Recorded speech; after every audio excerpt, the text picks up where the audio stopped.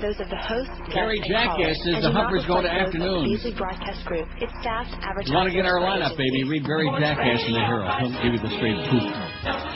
Hey, Barry. You fairy.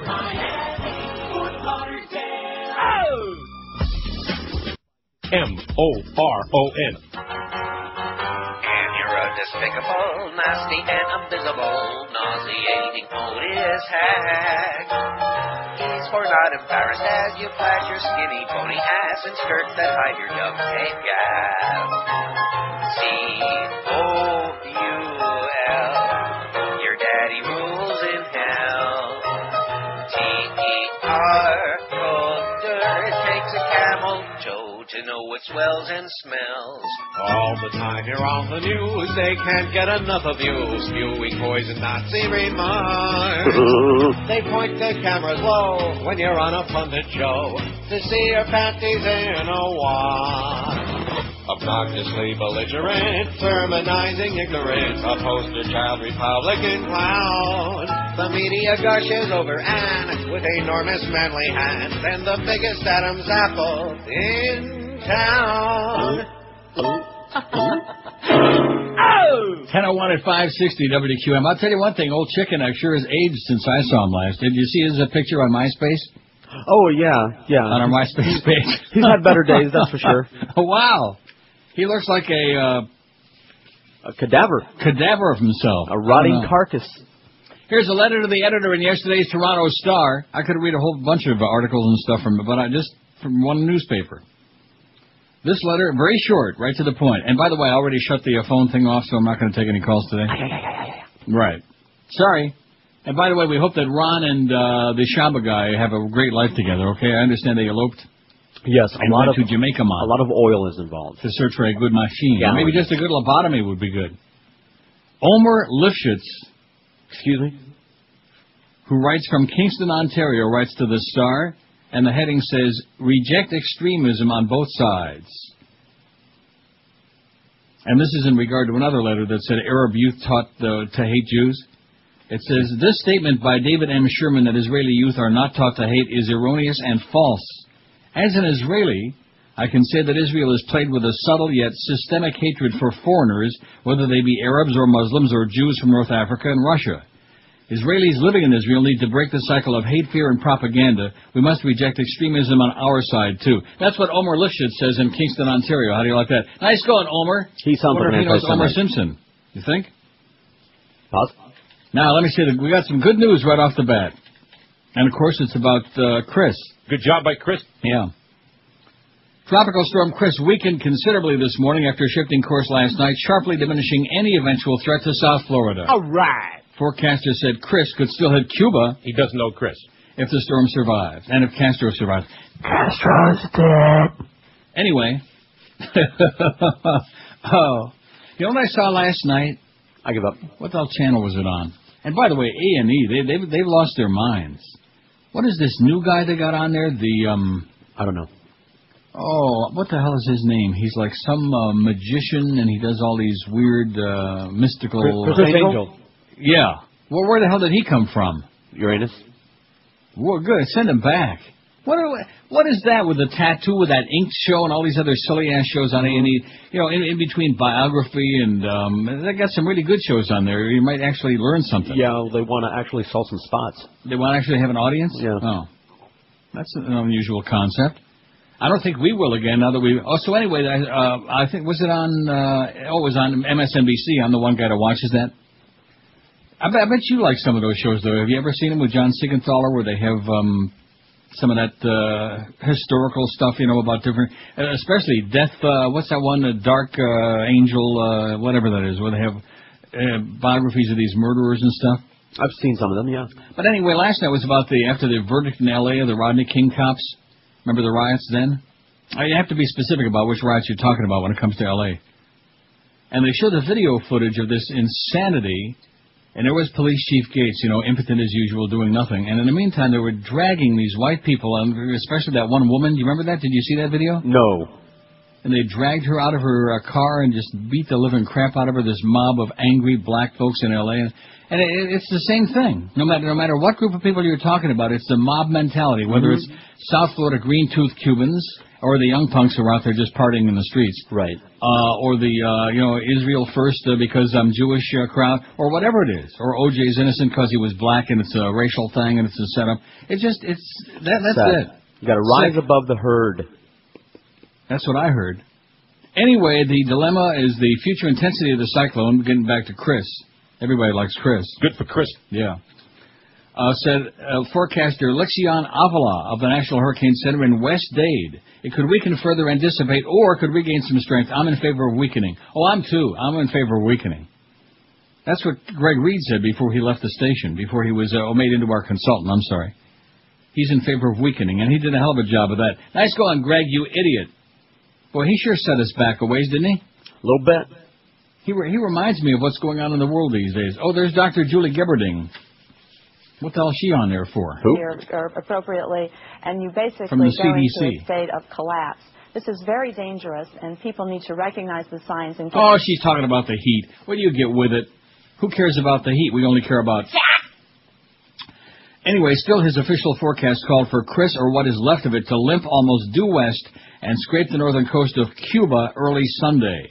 The Florida Keys and Dade County remained on the periphery of the 3-day warning area, but the latest forecast served as good news for the region. Let's hear it. Let's hear it. All right. And significantly diminished any potential danger. So there's a little, as a public service, we just pass that along. Don't get all whipped up to a frenzy about Chris. Okay? All right. Can we just mention the good news from Iraq again, like I always try to do at the beginning of every show? Oh, Like there I you said, go I again. already turned that phone thing off. There's nothing going on there. Don't even think of wasting your time. I just don't have time for that. Oh, and of course, let me also say, beside the fact that Castro will be dead one of these days, there is no such thing as global warming. Right. I was just reading about how polar bears in the Arctic are drowning now. Yes, they are. Have you seen this? And starving, yeah. Well, starving, yeah, but because they can't get from one ice floe. cap to another, Right. they can't swim that far Correct. because they're so far apart. That's right. Wasn't that lovely? Well, who needs Well, we them? don't like the polar bears anyway. That's right. Would they ever When are do we for going to you? convert them to democracy? I say let's bomb them into democracy. That's the way to do it. If you don't want democracy, we're going to bomb your ass. Oh, speaking of that, bombs exploded on a soccer field yesterday in Baghdad. On a soccer field, killing 11 young people and at least 42 other people, 2 of them Americans, died elsewhere in sectarian or political violence. Still, the president says plans are on track for Iraqis to take over security. That's the president of Iraq. Not our president, such as it is. The 2 homemade bombs went off on a soccer field in the mostly Shiite district of Amil in West Baghdad, killing both players and spectators, ranging in age from 15 to 25. Well, future terrorists, no doubt, right? Of course. Just like all those little kids in Lebanon. Future terrorists, they had it coming. No question. 2 mortar shells struck another Shiite district, Abu Dashir, killing 3 people under the age of 15. 1 shell exploded on a soccer field and the other hit a house, wounding a couple and their child. And it goes on and on. 2 Americans died in Kabad Anbar province. We're getting really close to 2,600, and it won't be that far down the road that we get to 3,000. Nice even number.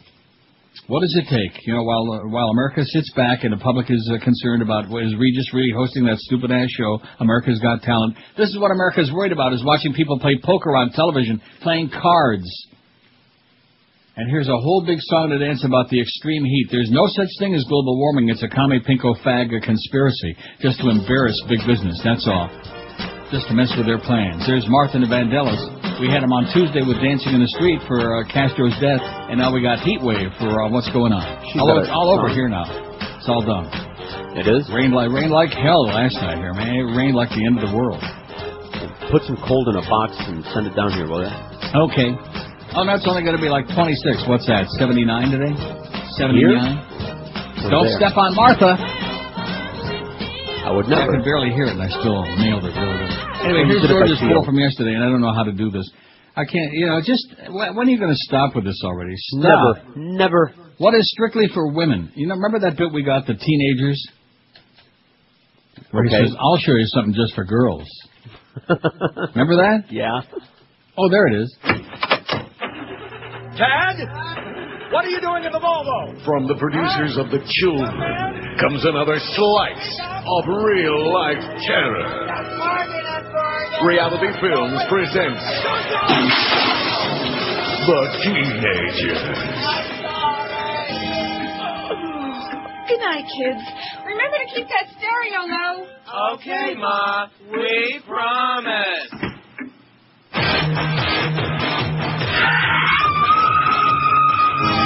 Well, teenagers, caught somewhere between childhood and adulthood. And the only thing that's certain is they're all hood. Hey, Mr. Kramer, tell your daughter I'm ready to take her to the slumber party. But I thought that was just for girls. Yeah, sure. I'll show you something just for girls. When they go through puberty, you go through hell. The teenager. For sure. Now destroying a living room near you. That's a beautiful thing. Haven't played that in a long time, you know what? I know it. Well, do you hear that? Is that here or you're on your end? What's that? The drilling and the heavy construction? Not on this here. end. Oh, boy. I think they're coming through the floor. You got drilling and heavy construction going on there. There's nothing going on here. Look out now. It's always the bad stuff is always on your end. You know what I mean? Rectum. What is strictly for women, George asked yesterday? Oprah, 189. That was what I voted. Well, I sure have a way of picking out the winner. Oprah. Yeah. 189. And what is that thing she does? Woo!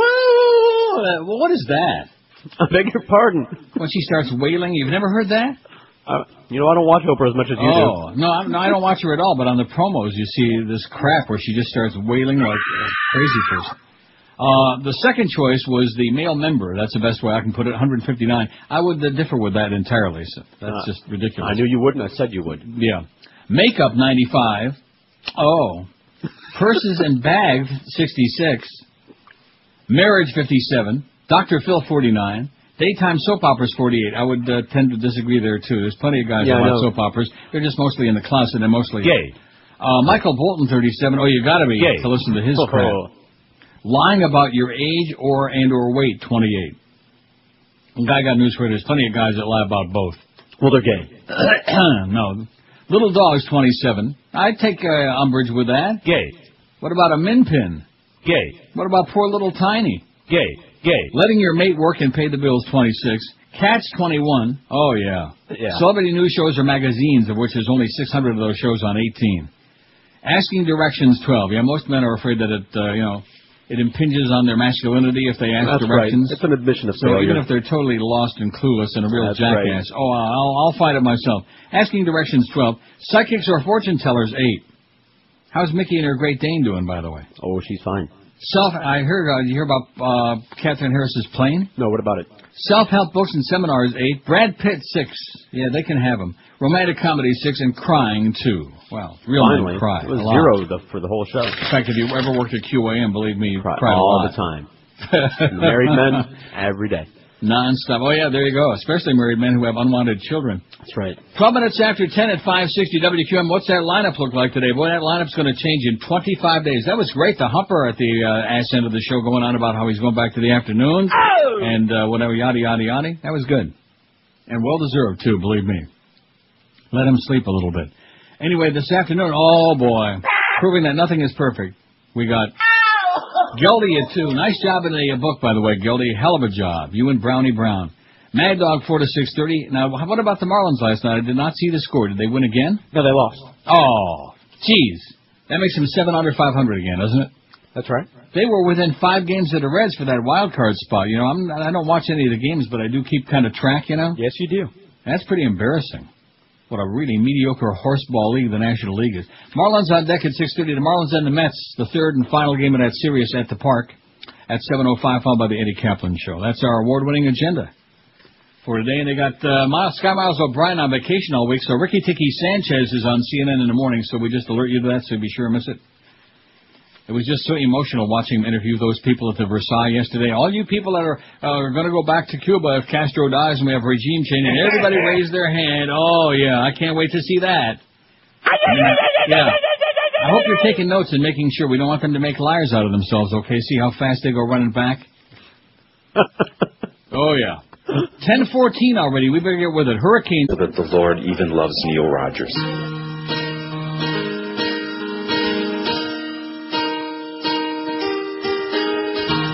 Hey, what the hell is Oprah Winfrey been drinking? Has she lost her mind? What the hell was she thinking? share. I never thought she'd chase girl tail. Never suspected she did Gale. She's got Stedman who's half male. She felt the need to say that she's not a les. Gay. They discuss shopping together at her mess. It's not a girl-on-girl hot fling. Don't borrow each other's G-string. She's not in love with Gail King. You fairy. Cause Oprah's not gay. She don't go that way. No season tickets to the WNBA. No, Oprah's not gay. She came up to say she's not a fan of the LPGA. She's not like Ellen, not into women. In fact, she says Gail is more like her twin. That's why they say Oprah's not gay. I'm not sure which is a better indicator of the state of the human race, the fact that people are watching other people playing cards on television, or the fact that millions and millions of Americans are mesmerized by Oprah. Oprah. That's a good question. Yeah. That's a good poll question. Which of these things, I mean, there can be other things on there, of course.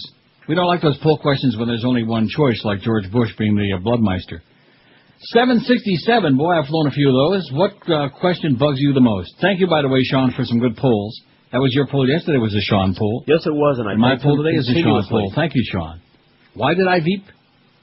767 votes. What question bugs you the most? Can the world survive George W. Bush, 216? Does Ann Coulter have a penis, 126? Is there life after death, 97? Is there life on other planets, 72?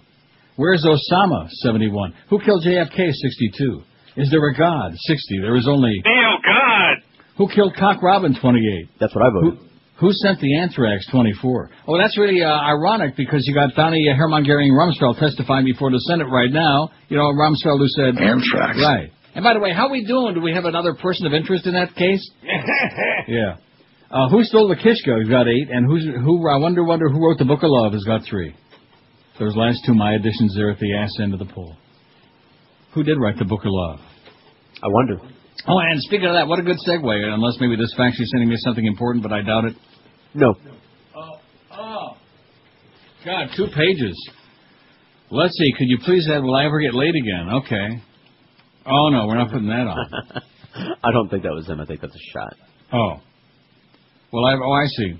Will I ever get laid again? Then says that Jamba guy. Oh, Jamba? Yeah, crazy person. Okay, we can put that on there. There's the Monotones, baby. A group after George's heart, Monotone. You know it. Is that what it says in Wikipedia about you, Monotone? I am a monotone misogynist. Oh, yeah, you are.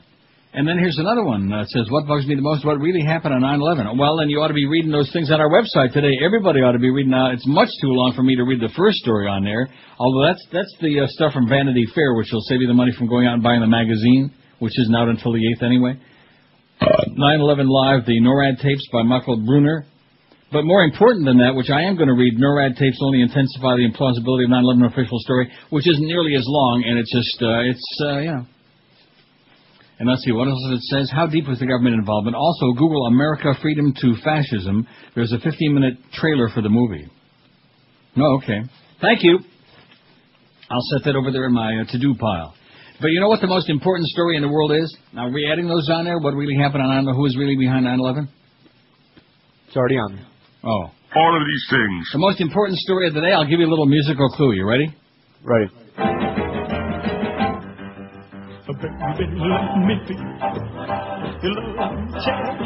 Okay, does that give you a clue? Yeah. London, a guard dog has ripped apart a collection of rare teddy bears, including one once owned by Elvis Presley. Oh, my God. During a rampage at a children's museum. He just went berserk. Maybe he didn't like Elvis. You think that's possible? A lot of people don't like Elvis. Like you. He just went berserk, said Daniel Medley. I wonder if he was kin to Bill Medley of the Righteous Brothers. And now, is he the one that died, or was it Bobby Hatfield? I don't know. And I wonder if Bobby Hatfield is related to Bud Hatfield, the harness driver and trainer of fine trotters. He just went berserk, said Daniel Medley, general manager of the Wookley Hole Caves near Wells, England. Oh, that's well. Where hundreds of bears were chewed up Tuesday night by the 6-year-old Doberman pinscher named Barney. Shame on you, Barney. During the attack, During the attack, Barney ripped the head off a brown stuffed bear once owned by the young Presley, leaving fluffy stuffing. What was that? The Smothers Brothers Comedy Hour open. Leaving fluffy stuffing and bits of bear. Oh, I love fluffy stuffing. And bits of bear's limbs and heads on the floor of the museum. The bear named Mabel was made in 1909 by the German manufacturer Steiff. Mabel, Black Label. I bet you never saw those TV commercials, did you? No. Mabel, Black Label. I think that was a Midwestern beer, Black Label, wasn't it? I think Cincinnati. I could be wrong. I'll go ask some Irishmen. No, not Irishmen in Cincinnati. They're a bunch of rednecks. The collection valued at more than $100,000 included a red bear made by Farnell in 1910 and a Bobby Bruin bear made by Mary Thought in 1936. Well, Mary thought it would last forever, but it didn't. The bear with Elvis connections was owned by English aristocrat Benjamin Slade, who bought it in the... Oh, see, this story is lacking in one thing. He paid $75,000 for it, according to Soledad Schwartz. He bought it in an Elvis memorabilia auction in Memphis, Tennessee, and had loaned it to the museum. Loaned it to the museum. Well, like I've always told people, don't loan me anything, because you'll never get it back. People that loan me books and music, and or movies. Yeah. By the way, have I seen The Shawshank Redemption yet? No. Now, how about Schindler's List? No. I've spoken to the Bears owner, and he's not very pleased at all, Medley said. Well, he's pissed off. $75,000 for a teddy bear once owned by Elvis. First of all, I think he got what he deserved, you know what? Yeah. Just like Fidel's going to get what he deserves. Of course, he's 80 years old, you know? I think most people will be pretty satisfied to live till 80 in pretty decent health, unless, of course, they're 79. They're showing that clip of him falling on his ass again. Remember when he walked off the stage? And the one where he passed out. But I like the one where he fell on his ass. Absolutely. Snappy dresser, though, you got to admit that. Who's the snappiest dresser? Neil Rogers, the Pope, or Fidel Castro? 784 votes. We're going to make 1,000 again today. Oh, my God, on the 3rd of August when there is nobody in town. At least that's the word I'm getting. There is nobody around. Am I wrong about that, or is it just that... No, it's pretty vacant. Pretty slim, I would think. Pretty slim pickings, because the kids are going back to school pretty soon, which I can't believe that. How's that possible? Tempest future, baby. Huh? Time flies. Well, no, it used to be when I went to school, and I'm sure when you did, like the week after Labor Day we went back to school. We had a nice, long, meaningful summer vacation. Mm-hmm. But I just don't get it. They need to do away with it. So everybody's gone. 785 votes. What question bugs you the most? Let's see. Will I ever get laid again? 1. And what really happened on 9/11? And who wrote the book of Love's Got Through All? Who stole the Kishkas? 10. I wish I could find that. It's on Capitol Records. I remember that. I don't know who did it. I guess Boca Chicken Neck could find out. I'll go look for it. Old Cadaver Brian. I'll go find it. You're gonna. If you find who stole the Kishka, that'll be one of the great miracles of all time. Even I would be impressed. Sounds like a challenge. Yeah, too bad about that Villa Deli being closed down. You know what? Or you could have them bring in some good Kishka in honor of the song with gravy. Those are the days, baby. The Villa Deli on Alton Road in Miami Beach. Oh boy, those were the days. You can't go back, and you can't sit down. That's what Phil Upchurch and the Dovell said. You can't sit down. Now that's on your collection, by the way. I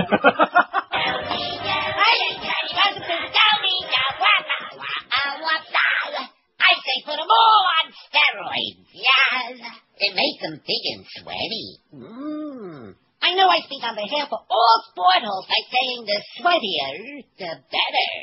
Well, yeah, sure, there's death and carnage in the Middle East. They're not a Jew, but who cares?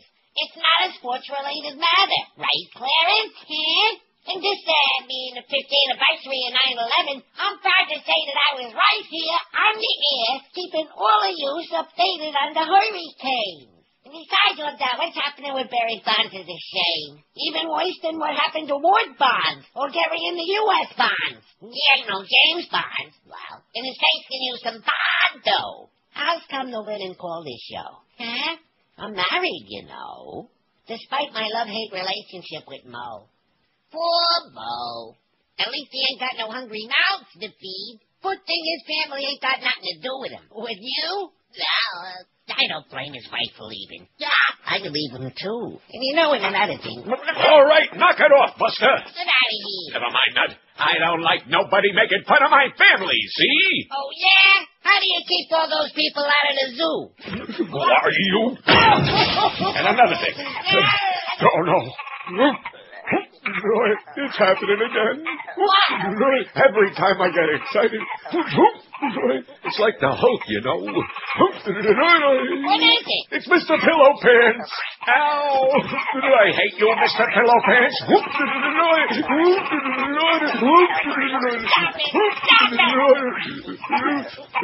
You better get out of here. I know. Now we stop now. It's time for me to walk away slowly and very steadily. Very sad. 804 votes on the poll. Boy, I bet you're impressed by that. Wait till you hear this story. You may think that this is not a story really airworthy, especially on a high-priced show like this, but when I get to the last paragraph, then it'll redeem the whole story. All right. From St. Petersburg, of all places. What's his fax? Anything good? Let's see. Could you please include who let the dogs out? Yeah, that's good. The Baja Men. There's a medley of their smash. Who let the dogs out? Got it? We got it. What are all these other faxes coming? Just crap. Is this supposed to be a joke? Yeah, it's a joke. Okay, the second fax is long and ponderous. Let's see. Today is my birthday, says this fax. There are a lot of faxes coming in today, which is amazing because there's nobody in town. But we will play it for Jonathan Plantation. Says, you guys rock. Thanks for making my summer spent in a toilet a little bit easier to get through. Well, happy birthday to Jonathan Plantation. What a horrible place to be. Anyway, St. Petersburg, a woman and her roommate were charged with starving the woman's 9-year-old daughter, who weighed less than 42 pounds when she was removed from their apartment, authorities said. The operative line is grotesque as the story is. The operative line there is roommate. Okay? Keep that in mind. I will. Melissa Samaraj, 27, the girl's mother, and Raymond LaFountain, 31, were arrested yesterday and charged with aggravated child abuse.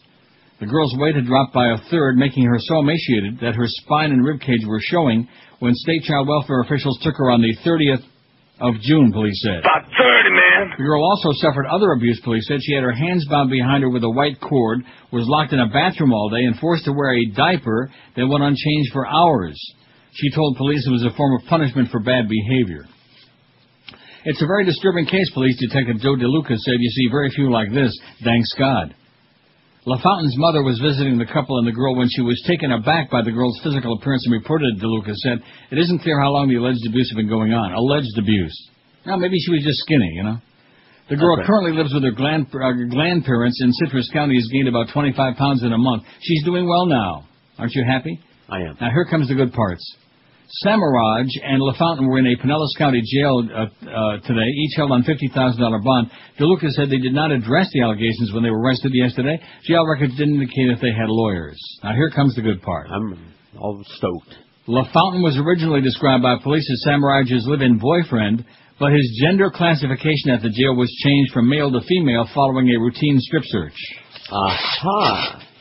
She's not a member of the heterosexual persuasion. How do you like that? Uh-huh. Yeah. A little more there than meets the eye. I'll bet. Surprise. Speaking of the female persuasion, let's get to Juanita Castro now. By the way, some bad news for all you people. A little premature evaluation there, although I will say this, because, you know, the Cuban government lies like crazy and they don't tell anybody anything. The fact they even admitted that he had an operation and that he had intestinal bleeding indicates maybe he ain't going to be around too long. By the way, if you hear anybody pass out and swoon over here, it's because of the poison gas that they're pumping in through the air conditioning. Are they really? I don't know if it's part of construction or what, but it's like petroleum fumes or there's something. Condoleezza and that crazy Olmert. Ehud. And it says, failed diplomacy, question mark? Oh, no. Talk about masters of understatement if they certainly not news network. What diplomacy? Yeah, right. Can't complain about the U.S. involvement there, what we're doing, because they're not doing anything. Other than rushing them, of course, all those bunker buster bombs and giving them the old green light. Oh, there's one of them schmatty heads, Saud al-Faisal, the foreign minister of Saudi Arabia. There's more problems. Bada-beep, bada-boop, bada-bop, yeah. So many problems, he says, leave us alone with our oil and our money. Fidel Castro is still very sick, but no longer in intensive care, and he's expected to recover and take back the reins of Cuba. His sister Juanita said yesterday, while Ricky Tiki Sanchez was schlepping around to the Versailles, shoving microphones in everybody's face, and they were all going, to hell with Fidel, and they were going like that. And by the way, we hate you, Rick, they said. You notice that? And then he did that thing, show of hands. Everybody who's going back to Cuba, if democracy takes over, if we have a regime change, and everybody's hand went up. Just think of the implications for that, okay? First of all, if all the right-wing Cubans went back to Cuba, the political landscape in South Florida would change dramatically overnight. Right. I just mentioned that in passing. Plus, maybe we could bring some of the good delis back, speaking of the Villa Deli. Let's see, Castro, Cuban television reported Tuesday the Cuban leader was in good spirits, but his hospitalization has nonetheless spurred a deluge of speculation, some saying that Castro was on his deathbed, others saying that he's already dead. There's a lot of rumors out there in the street. Remember that in The Godfather? And Santino got all bent out of shape with Clemenza? But Juanita Castro said her brother is doing better, and she expects that Raul's executive appointment will be temporary. He's very sick, but he's not dead. He's very sick, but he has left the ICU. I see you, she said, and you ain't looking too good. She must have been talking to Rick Sanchez. She hasn't spoken to Castro since 1963, the year before she immigrated to Miami, but Juanita Castro said her information about her brother is accurate. I have my way to know everything. Not everything, but some very important things, she said. Rumors about Fidel Castro's demise prompted many in Miami, home to thousands of Cuban expatriates, to take to the streets in celebration, a display Juanita Castro found distasteful, she said. I'm very disappointed, she says. It's not necessary to make this demonstration. And by the way, this business about we're not Cuban Americans, we're not Americans, we're exiles, that whole exilito thing, man, that just makes me want to gag. Well, I guess those are the ones going back. No, those are the ones, whether they want to or not, they're going back. And in fact, there's no better time than to start right now. Because a lot of those people are very old, so why wait? Why put it off? Juanita and Fidel Castro have rarely seen eye to eye. She said that in the 60s and 70s, she often criticized her brother over the thousands of political prisoners in Cuban jails for what she called general subversion by Cuba throughout Latin America. Or what she called, well, whatever it is. In October 68, 6 years after she left Cuba, 9 years after the revolution that put Fidel in power, Juanita Castro took to the Miami airwaves and denounced her brother's government as a bankrupt absolutist tyranny. Though she still opposes her older brother's politics, Juanita Castro said she's concerned about him. The blood is very strong. She said, he's my brother. I'm worried that he's suffering. He has 2 brothers and 4 sisters. It doesn't say anything about Bernadette Castro on her sofa. Oh, there's that fat-cheeked John McCain there, phony bastard. Well, within this body and with the executive... Yeah, within your body, okay? God is punishing you for being a two-faced phony baloney, okay, you bush-looking idiot. So here... How many votes we got on the poll? 800. That's Who Stole the Kishka? Yes. Where the hell did you find that? I plucked it from the air. Wow. I went online and I finded it, and I made it mine. Oh, I can't believe that. I haven't heard that in about 100 years. Who stole the kish? I haven't heard that in ever. Take my shinka, take my fine kibasi. You can take my pierogi, but give me back my kishka. Who stole the kishka? Who stole the kishka? Who stole the kishka? Won't you bring it back? Okay. 825 votes on the poll. What question bugs you the most? Can the world survive George W. Bush? 226, doubtful. You realize we got 2.5 more years of this insanity going on? Yeah. Does that, and of course with that very strong and powerful Democratic Party keeping him in check, in line. Does Ann Coulter have a penis? 131. We already know the answer to that. A big Adam's apple and a... is there life after death? 99. Is there life on other planets? 78. We also ought to add on there, is there intelligent life on Earth? Okay.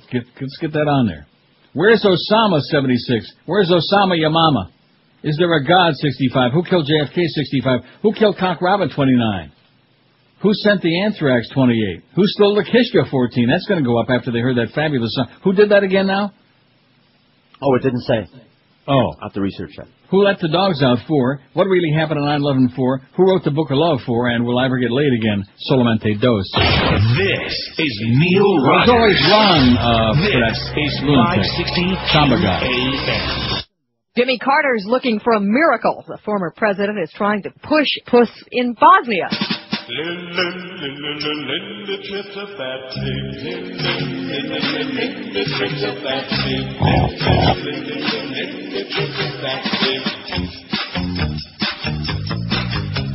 He looks like a guy.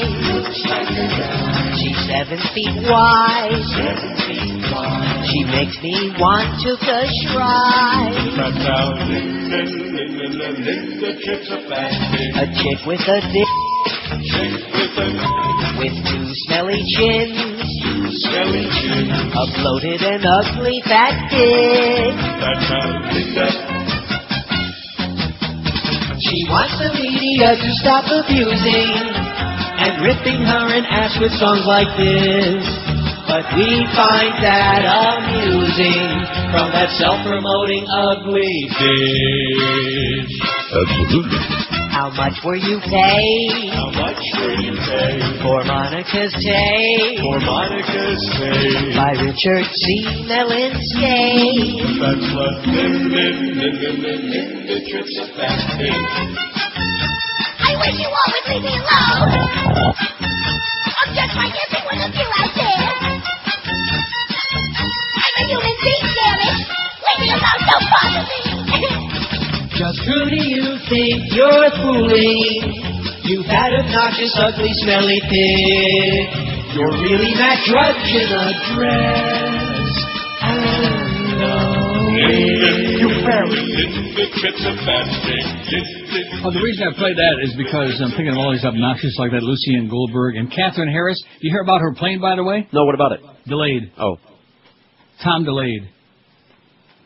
More bad news for Catherine Harris. In fact, I have another Catherine Harris story in my huge pile here later on today. Huh. How come you're so newsy these days? Because I feel like it. How do you like that? Oh, here you go. There, I might as well do a twofer on this. You want a twofer? Okay. Well, first, this just in. Embattled U.S. Senate candidate Catherine Harris's fourth campaign manager, Brian Rudnick, not to be confused with Nudnik, Brian Rudnick was accused of petition fraud while working for Massachusetts Citizens for Marriage, today's issue of Roll Call reports. The organization was founded to counter the success of lesbian and gay couples and sought signatures for a petition to force a statewide vote on amending the state's constitution to restrict marriage to one man and one woman.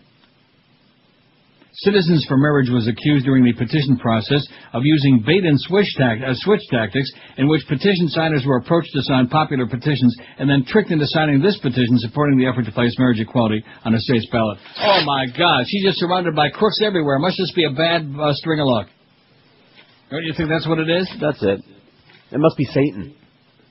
Oh, no. Don't tell me I'm going to have to, reprint this story. I hate that when that right-hand margin chops on. Oh, boy. Oh, no.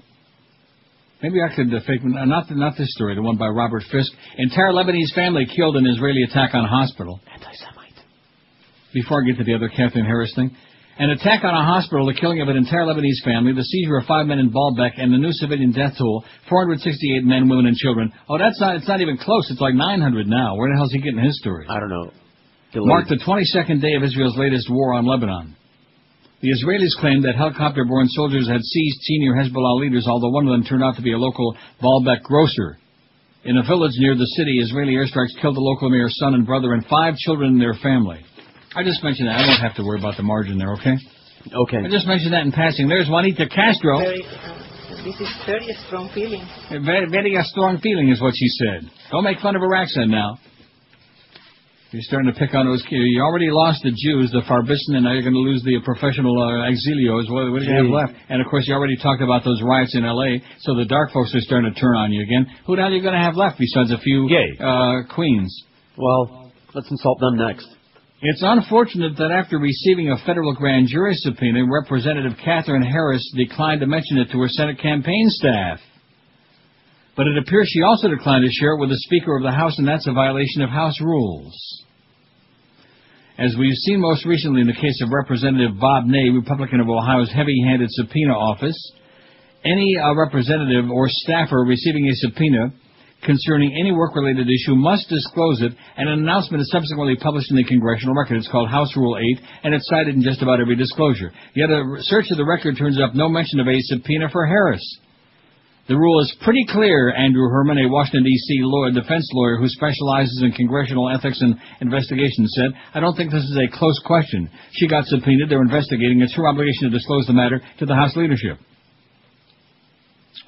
If Harris indeed violated Rule 8, she likely faces a little more than a slap on the wrist. Violations of House rules are handled by the House Ethics Committee, which hasn't shown any compulsion to do much enforcing of anything at any time. She'll get a slap on her wrist, just like that, and that'll be the end of that. Boy, they're really hawking this Castro sister story, this Juanita Castro thing, and there's that fat Orlando Alzaquiri from Miami again. She ended up here in Miami. See, there he is. What's that guy's name? I don't know what his name is. I don't know. Armando Seguero? A long time ago. Anyway, I'm sure you must have updated this because I told you I was breathlessly waiting for the outcome of that Kansas primary election. No, I did not mention it. Well, why the hell not? What is wrong with you, man? You're not doing your homework. Nope.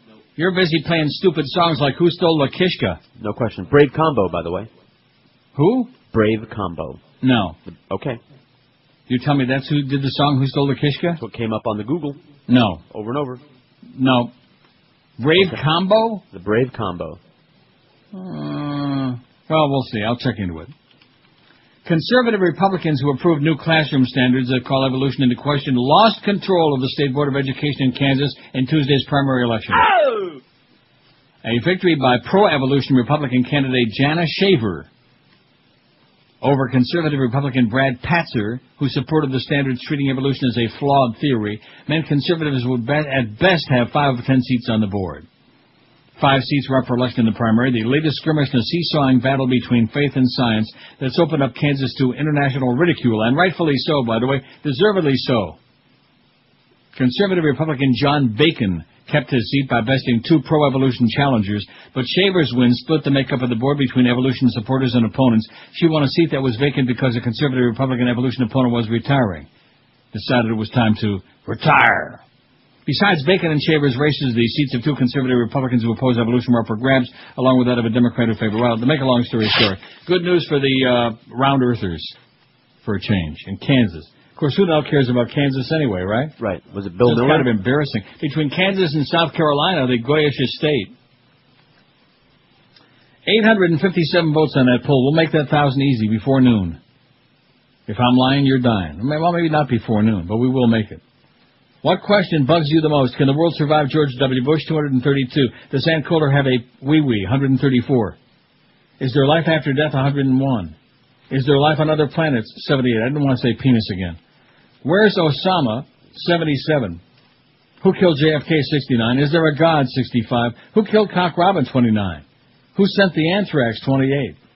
And who stole the Kishka? 14. Who sent the anthrax? Can't you hear it already? To the tune of who stole the Kishka? Who sent the answer? I love it. What really happened on 9/11? 10. Who let the dogs out? Got 8. Will I ever get laid again? 7. Is there intelligent life on Earth? 5. You just put that on there, it's already got 5. And based on all the things that we see going on right now, and all the grotesque mayhem and murder and bloodshed, I would say it's not easy to find it. And the intelligent life either. And who wrote the Book of Love's only got 4. And you know why they don't like that song? Because it's kind of monotone. Oh, cute. That's a good song. Well, you already played a little bit of it. Yes, it is a good song. I don't want to put the pressure on for you to play it again. Not Frank Yankovic, was it? Well, that's it. Okay. Frankie Yankovic, the Polka King, did Who Stole the Kishka. I told you. All right. That's the one you were playing, I'm pretty more sure. More than one person did it, apparently, and so various names were coming up. Wow. What does that tell you?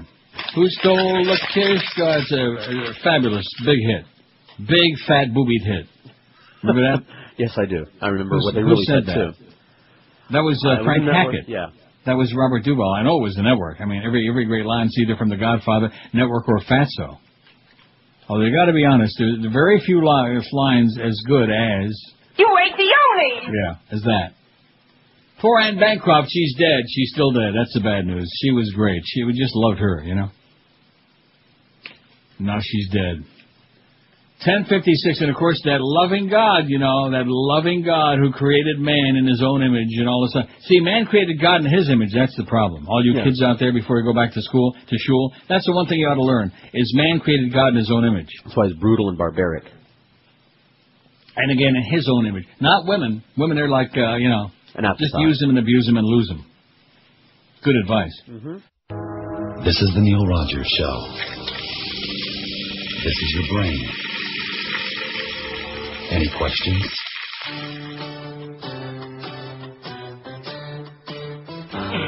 It's been worth my attention that your ratings are dying now. Well, that ought to show you what a big asset I was to you, and how. You thought you could find somebody good enough to fill my baggy pants? ain't easy. There ain't no chance I'll ever be coming back. Outside of considering a lucrative contract. If you want to know what'll save you from shutting that transmitter down, why, that's easy. Sure. All you need is more. All you need is more. All you need is a show to go broke. All you need. These are old time slots only got you to thank. Despite that, my ratings have bottomed out in this tank. When radio has a revolving door for the gayest of the woods and sweetest. All you need is more. Now see here. All you need is more. All you need is a show to go broke.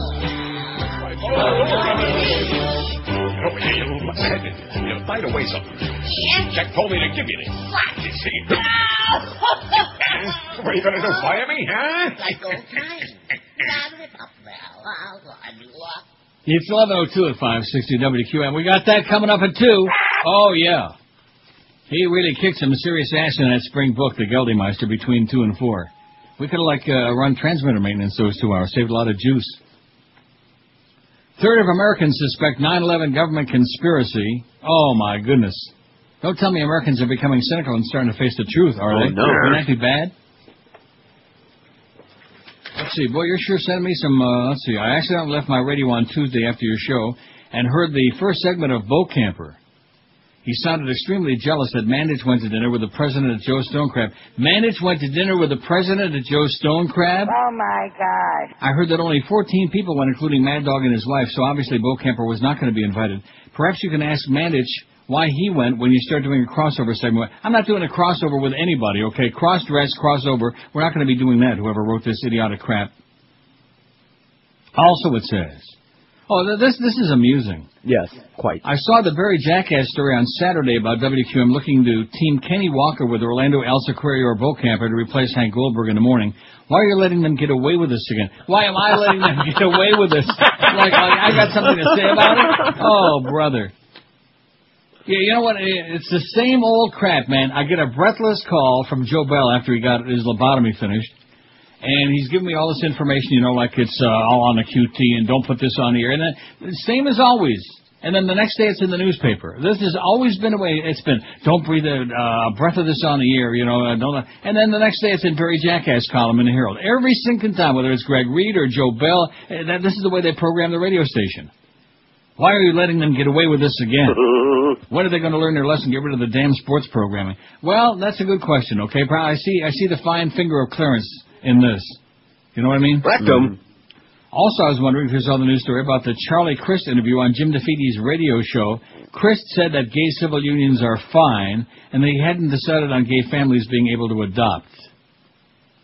I didn't even know Jim DeFeedy had a radio show. We had some kind of a veiled reference to that on Tuesday, some facts where they didn't want to come out and say it. Mm-hmm.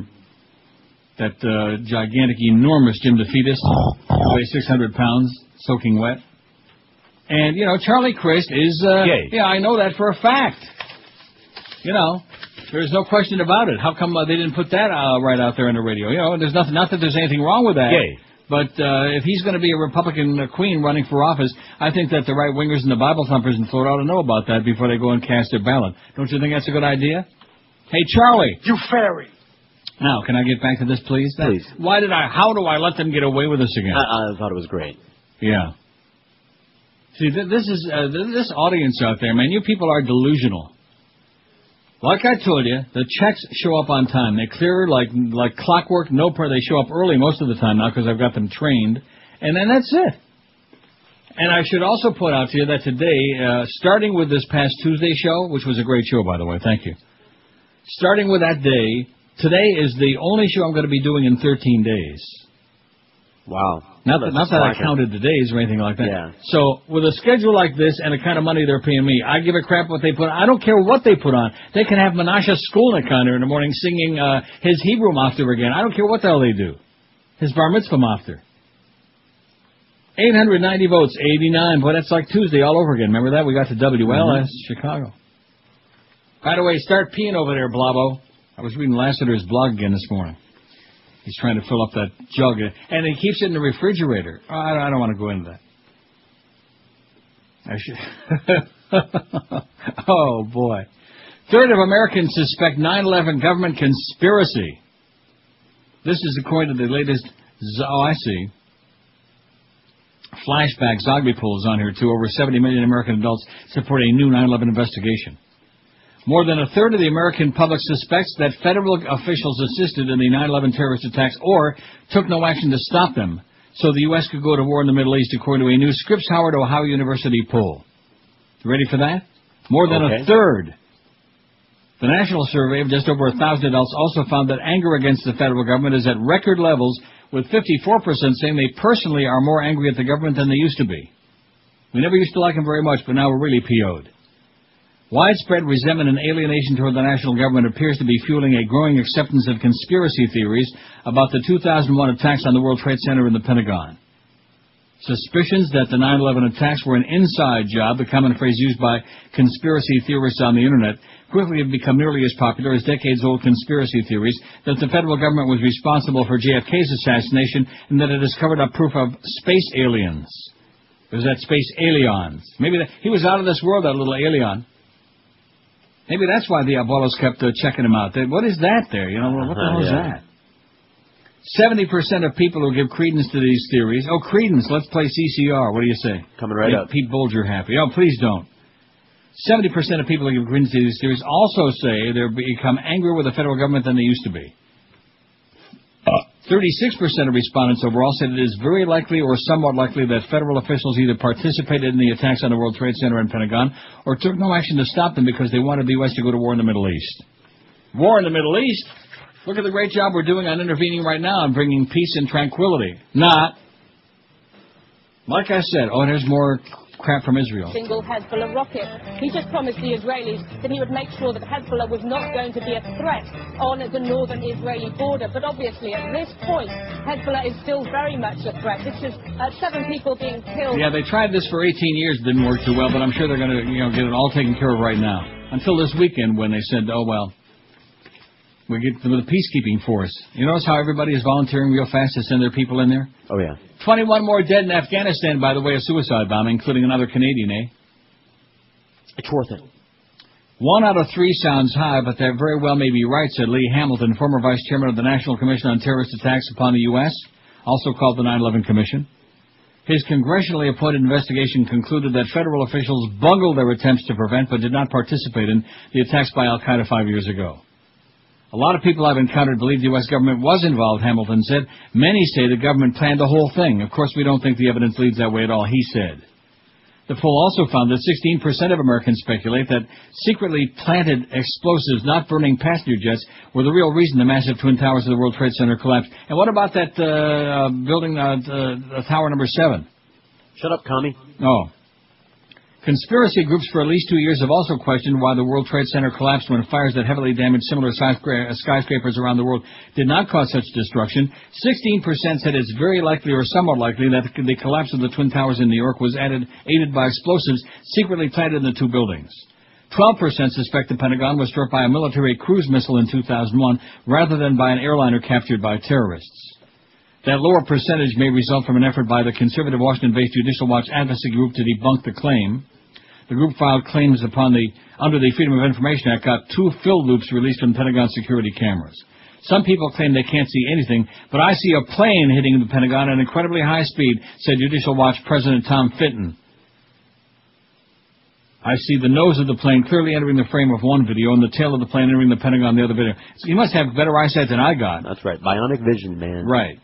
Many conspiracy websites have posted the video loops and report the films are inconclusive or manipulated by the government.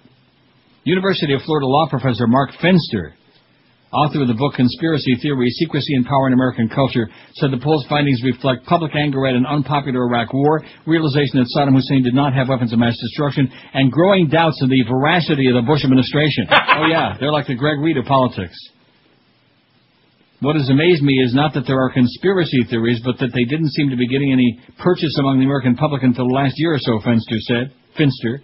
Although the Iraq War was not directly related to the 9/11 attacks, people are now looking back at 9/11 with much more skepticism than they used to. And I got that story by Paul Joseph Watson. NORAD tapes only intensify implausibility of the 9/11 official story. I think I may read the whole thing. It may take me a while. You know what? Too bad. That's it. You got it. Too bad. I'm on my appointed rounds, man. How's Castro doing? He's dead. 896 votes. By the time we finish the break, we'll have over 1,200. Aren't you proud? I mean, over 900. I'm impressed. 897. Who wrote the Book of Love is still in last place. Who did write the Book of Love? I wonder. Wonder? Who Badobi who? Maybe Larry Doby wrote the Book of Love. Isn't that what they're saying in that song? It's kind of like the Kingsmen. Yeah, listen to the lyrics. Kind of like Louie Louie. If you listen to the lyrics very carefully, it's like some kind of a Kame Pinko plot. That's a good song. But that's that doo-wop thing, you know. How is the doo-wop shop coming there on Magic? Let's call up Bob Hamilton and rip him an ass. The doo-wop shop. Who was the guy that was on that show that kept bugging us all the time to rip Bob Hamilton on the air? Oh, I forget. We don't care about any of that crap. All we know is that Ricky Ticky is still alive and he's still kicking ass and we like him a lot. And his cap still smells like hell. That's the good Ricky Ticky, as in Rick Shaw, as opposed to the evil Ricky Ticky who was on CNN this morning. It's a lie. I am not a Nazi. Yeah, we believe you. Get rid of the cap. Gasoline prices were expected to hit $3 a gallon by the start of the summer. But guess what? If you're one of the people fuming at the prices you see now, just wait. It's absurd. Insane. Crazy. Way back when, in 67. 1967's most exciting program concept. Cheap cost of fuel at the pump was designed. Still another fantastic concept. Looks like it's going to be $4 this summer. Now I can't afford it. It's really killing. When I started driving, it was less than $1 a gallon. Now it's... Oh, this is crazy. I get heart failure. I can't believe my eyes. 319. No! Holy crap! I can't feel nothing all. Won't drive anymore till the prices fall. You have to wonder what's going to happen next year. Are we going to be talking about $5 a gallon? 11:17 at 560. If that's what it takes to keep those ragheads pacified over there in Saudi Arabia and whatever else, then you bet. $5, $6, $9, whatever they want. Right? Right. And you people keep paying it. That's the best part.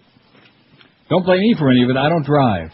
908 votes on the poll. We'll have that 1,000 by noon, I have a feeling, or maybe by 12:30. What do you think? About 30, man. Yeah, cut us a little extra slack in there, because there's nobody in town. There's nobody around. Plus, like I said, we've alienated every group except the Jamaicans.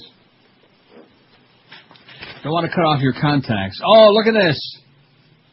Look at this. Jim Kick couldn't believe he was invited to have dinner Sunday night with President George Bush. The former Dolphins star was also surprised to find out afterward that current coach Nick Saban had an invitation and turned it down. Always liked that Nick Saban a lot. Maybe it's the Michigan State factor. You think that's it? Must be. No, it's the fact he turned down Bush for dinner. If they invited you, there's Swillery. We have a full-fledged insurgency and full-blown sectarian conflict. Oh, boy, I got a line for that, honey, but I'm not going to say it. Yeah, careful. The former Dolphins star was surprised to find out. In all honesty, it's certainly his choice, but I find it hard to imagine turning down the president, Kick said. It only probably happens once in a lifetime, and schedules can be rearranged. But at this particular time, I guess football is more important. I certainly can't condemn him. I certainly don't think I would have done something like that. But I'm not a head coach, and I'm not in charge of a lot of football players, said Jim Kick. He's kicking it old style. Kick was one of 4 former Dolphins who had dinner with your president, Joe's Stone Crab, Hall of Fame quarterback Dan Marino. Say it isn't so, Danny boy. Say it isn't so, you idiot. You quisling. You fairy. You Joker lookalike. Dan Marino was on hand along with Nick Bonaconti and Jim Mandich, who brought their wives. The dinner party, which totaled 14, also included Andy Garcia and fat-ass Governor Jeb Bush, who probably ate and filled his fat, ugly, nasty face until he practically swooned and fell off the chair. The event, I was waiting for that. The event lasted from 7 p.m. until between 9:30 and 10, with the menu consisting of frozen stone crabs, which it's not even the season for them, Alaskan crab legs, and steak. The president said, "Bring everything you got," Kick recalled. There was even birthday cake and a chorus of happy birthday for Mandich, prompting Kick to tell the former Dolphin tight end he should thank the president and governor for coming to his birthday dinner. Ha ha ha! It was a pretty wild feeling, Kick said, knowing you're sitting down and having dinner with the most powerful person in the most powerful country. It's something. In all honesty, we had a great time. We just talked about sports and very little politics. Usually you pay $20,000, you can't get within 100 yards of the president to speak to him. It was something special for all of us, I'm sure, he said. Oh, brother.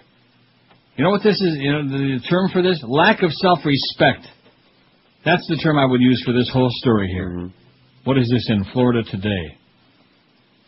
Saban, who had flown in a guest speaker to talk to the Dolphins on Sunday night, said it was a tough decision to turn down the president, but felt it was his obligation to be with the team. Also, rumor has it, by the way, he's a Democrat.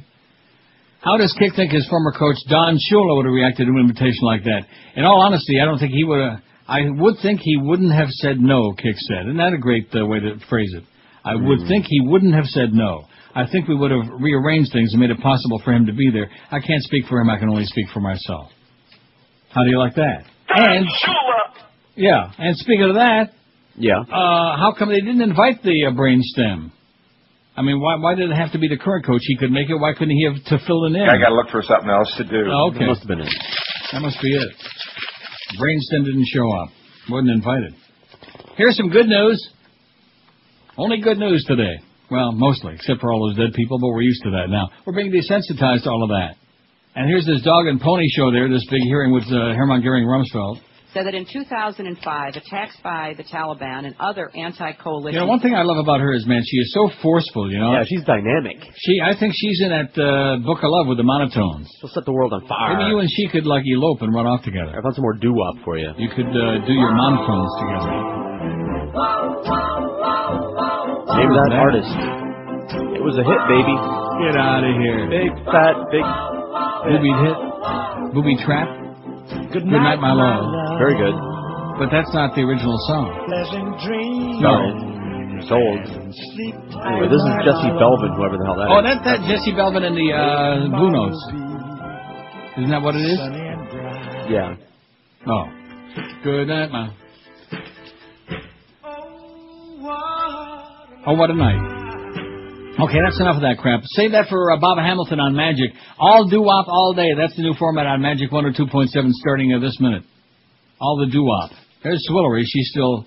The record of incompetence in executing. Seriously, I mean, she is, you could just draw, like a Sandy Payton, a 60-cycle tone, just draw a straight line.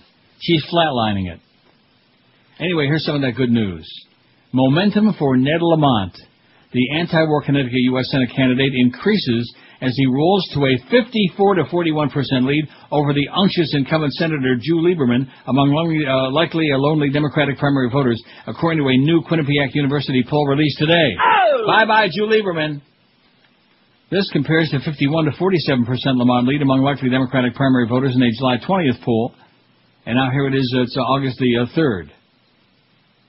In this latest survey, 5% of likely Democratic primary voters still undecided, but 85% of voters say their mind is made up.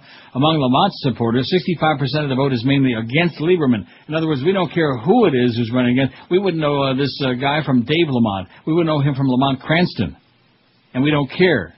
We don't want no more Drew Lieberman, this phony baloney. This right-winger in drag. Lieberman's support for the war in Iraq is the main reason that these people are voting for the challenger, it says. 44% of Lamont voters say, with 50% who say the war is one of the reasons.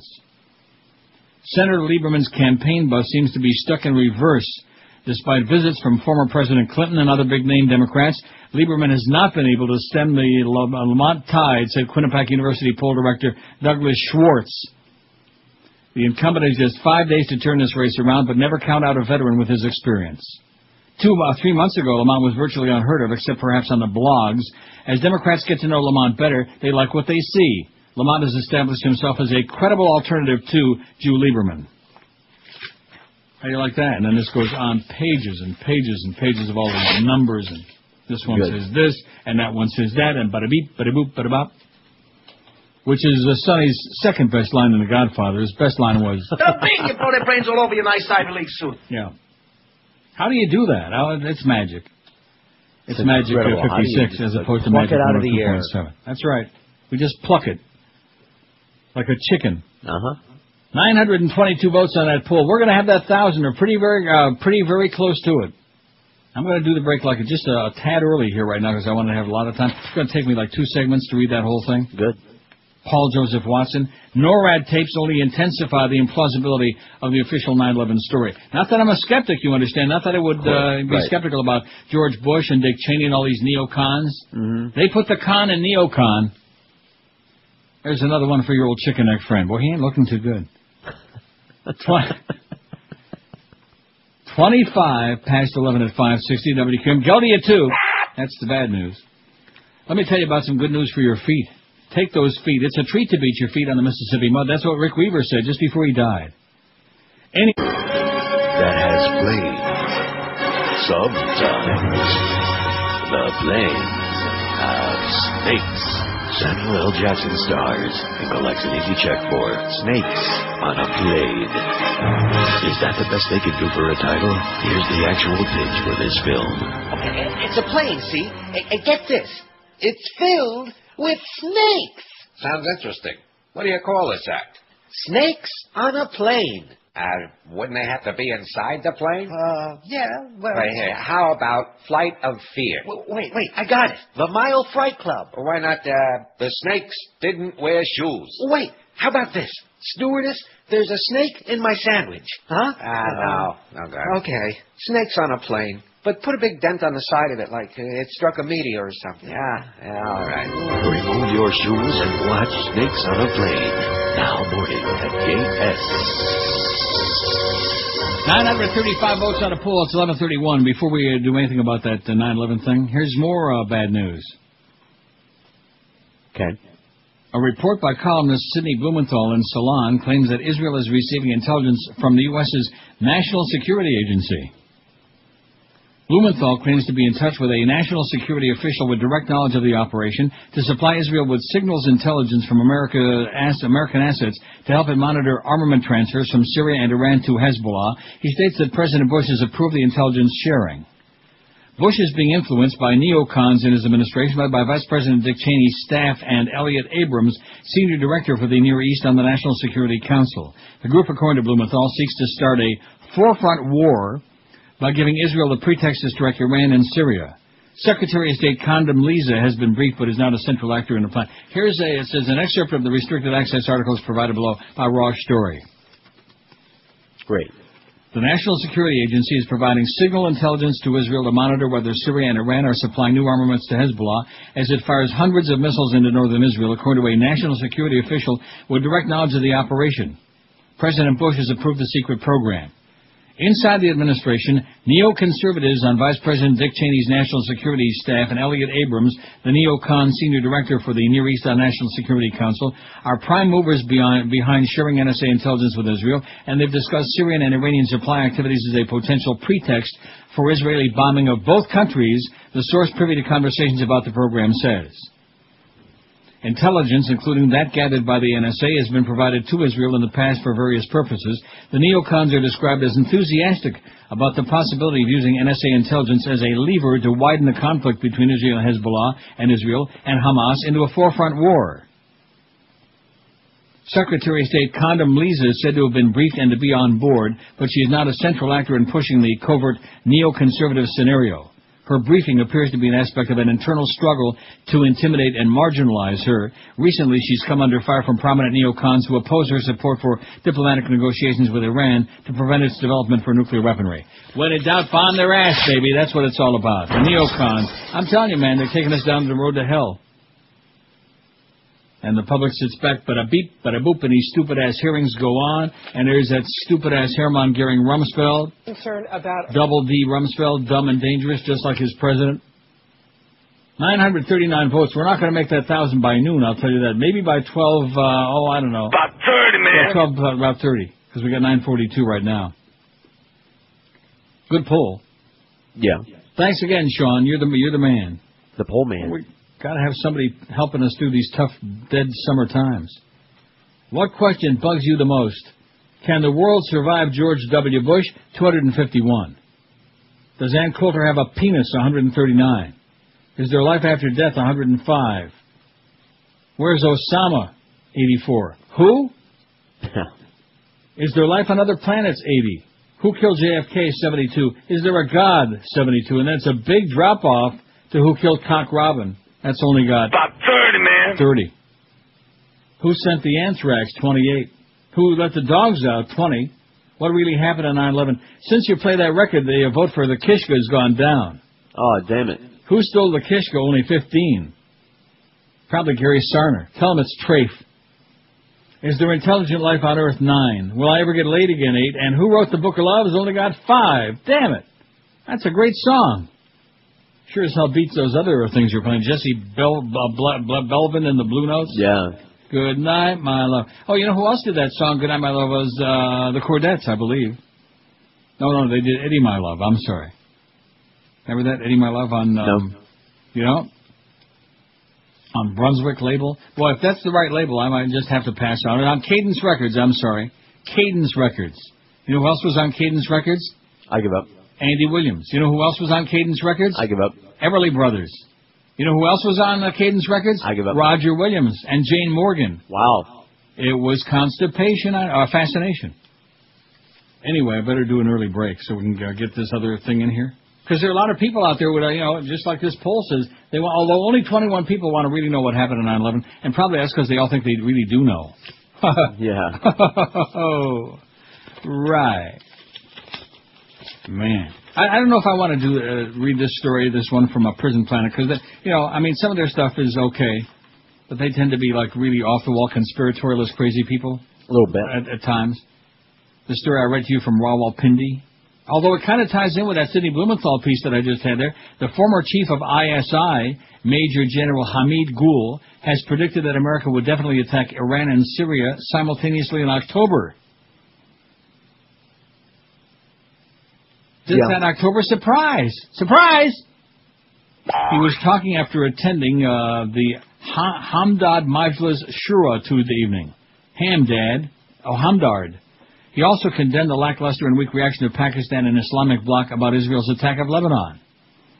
Analyzing the current war scenario, he observed that the war has both political and strategic factors, and despite using Israel, America has lost the war in Lebanon, where masses have united against the recent Israeli onslaught, and would have been more formidable if the generals of Saddam hadn't sold out to American dollars.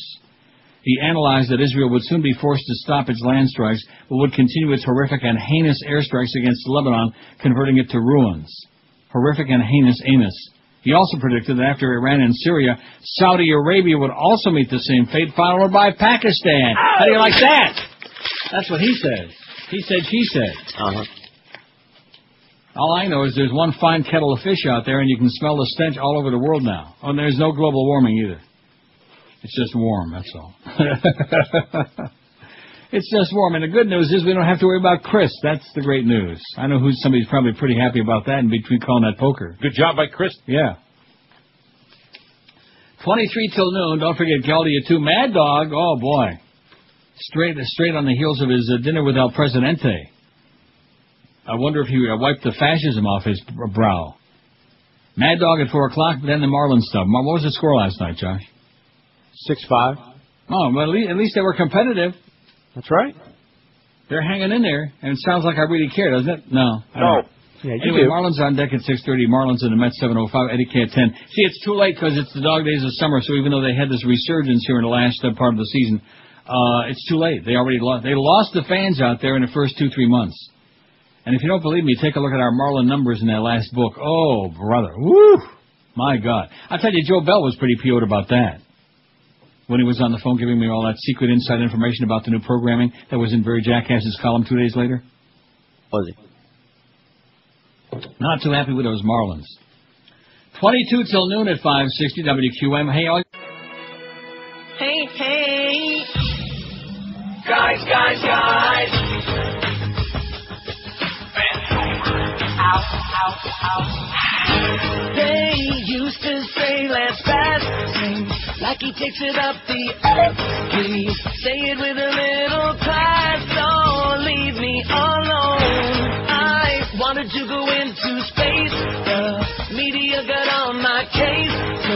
traded in my rocket for a human bone. You know that I can't take no more. Unzip that fly. I'm busting through that closet door, baby. I dig guys. You fairy. 17 till noon. My finger got stuck on it, and the button, too. First time for that? NORAD tapes only intensify implausibility of 9/11 official story by Paul Joseph Watson. Newly released portions of NORAD tapes from 9/11 featured in that Vanity Fair article do little to answer skeptics' questions about the impotence of U.S. air defenses on 9/11, and if anything, only increase focus on the incompatibility of the official version of events with what is actually known to have taken place on that day. It is clear that the exercises revolving around hijacked airliners scheduled for that morning created so much noise in the system that controllers could not pinpoint the positions of any of the real airliners to orchestrate any kind of intercept. Errant ghost aircraft such as Delta 89 and American Airlines 11, which controllers weren't aware had already cracked into the World Trade Center North Tower, continually confused NORAD officials, and at one point after Flight 77 has hit the Pentagon, they even intercept their own aircraft. Several exchanges between NORAD personnel outline the confusion that the drills caused and delayed the responsive air defense procedures. There's text here of the verbiage between the air traffic controllers and the aircraft. I'm not going to waste my time reading that. When they told me there was a hijack, my first reaction was somebody started the exercise early, said Mission Crew Commander Major Kevin Nasipany. How the hell would you say it? Nasipany. N-A-S-Y-P-A-N-Y. That's how we're going to say it. Nasipany sounds better. No, Nasipany. You ever hear of Parsippany? No. The exercise of running numerous war games where planes would be mock hijacked and crash into high-profile targets is dismissed as a coincidence by the writer Michael Bronner, with no discussion of the astronomical improbability of the two scenarios colliding in alliance with similar same-target, same-time drills which took place during the London bombings. The tapes betray the fact that NORAD's attention to the fact that Flight 77 was heading toward Washington are virtually non-existent as they struggle to gain authorization to shoot down stray aircraft. Despite the lies of Dick Cheney in his subsequent TV interviews and statements given under oath to the 9/11 Commission, those shoot-down orders never arrived, even after United 93 had crashed in Pennsylvania. While NORAD struggled to comprehend what exactly was heading toward Washington, Dick Cheney in his PEOC bunker, things apparently were a lot clearer. The testimony of Secretary of Transportation Director Norman Mineta is brought under more scrutiny by the NORAD tapes. How could Cheney know exactly what was heading for Washington and give clear orders for its path to remain clear, while the very people mandated to defend the skies of America scrambled desperately to make sense of the chaos and jet fighters in the positions they needed to be? And get fighters in the positions they needed to be. You follow that? No. During the time that the airplane was coming into the Pentagon, there was a young man who would come in and say to the Vice President, the plane is 50 miles out. The plane is 30 miles out. About 30, man. And when it got down to the plane is 10 miles out, the young man also said to the Vice President, did the order still stand? And the Vice President turned and whipped his neck around and said, of course the orders still stand. Have you heard anything to the contrary? Secretary of Transportation Director Norman Mineta's testimony to the 9/11 Commission, May 23, 2003. The impotence of NORAD in only having access to 4 fighters to cover the entire eastern seaboard of the U.S. contradicts the fact that 35 U.S. Air Force bases alone were within range of the hijacked flights, but were never called upon or given as an option. The quick response by NORAD to the golfer Payne Stewart's off-cost aircraft. Remember Payne Stewart? Yes, I do. I won't be surprised that horrible I just want Peter Alice to know that all of us American government on the water company, we are Chinese too. Thank you very much. The quick response by NORAD to the golfer Payne Stewart's off-course aircraft in 99 is often cited as contradicting with procedure in 9/11. In addition, there were 67 occasions where fighters were scrambled to intercept errant aircraft in the 9-month period before 9/11. Other segments of the tapes only raise more questions and don't provide any answers to long-standing mysteries.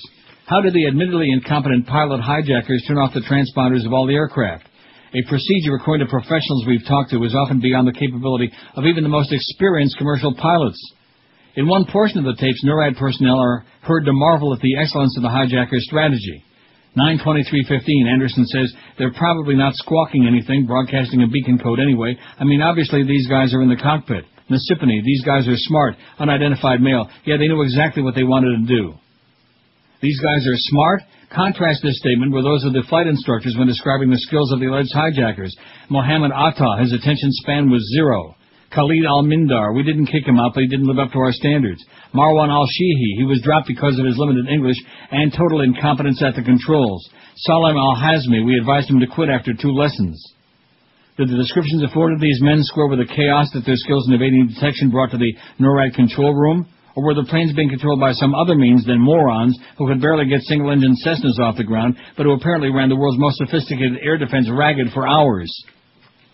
Does the panic that envelops the NORAD control room and the fear that new reports of hijacked planes will never end, coupled with the speculation that anything, the White House and the Statue of Liberty are mentioned, could be a target, corroborate with the actions of President Bush's security detail? Reports of numerous stray aircraft, bombs on planes, and truck bombs at the Pentagon fly, and yet President Bush sits calmly in a Florida classroom, apparently safe in the knowledge that he's not a target. Why wasn't the president hurried into the nearest underground bunker as soon as Card told him America's under attack, unless Bush's people were confident of the exact targets beforehand, and that Bush himself wasn't one of them? The writer of the Vanity Fair piece has taken the NORAD tapes on their own and attempted to forward them as proof that the official version of events is largely accurate, minus the proven lies about the non-authorization of shoot-downs. The problem is that the behavior of the errant planes, when overlaid with the activities of Cheney and Bush, standard intercept operating procedures, minus the intentional confusion of an untold number of blips from the NORAD drills, and the incompetent hijackers, simply doesn't corroborate. Furthermore, the tape portions amount to a total of no more than 20 minutes of hand-picked communications, and it is admitted that the discussions of the higher brass are not recorded due to secrecy. Nothing is mentioned of the 6 tapes of air traffic control communications with the hijacked airliners that were deliberately destroyed by FAA managers. The purpose of the Vanity Fair and a similar Washington Post article is to whitewash the entire affair and blame 9/11 on the incompetence of NORAD. The NORAD tapes, far from dissolving so-called conspiracy theories, only serve to support the weight of evidence that points directly toward a deliberate plan on 9/11 to make the air defenses of the United States impotent and to enable the planes to find their targets. Again, just for your perusal, that's all, just for you to absorb or not. It's more those conspiracy theories. There you go, that's right. More of them commie-pinko conspiracy theories who just don't trust the American government. Left-wing nut ravings and rantings. Right, that's right. 987 votes on the poll. What question bugs you the most? Can the world survive George W. Bush?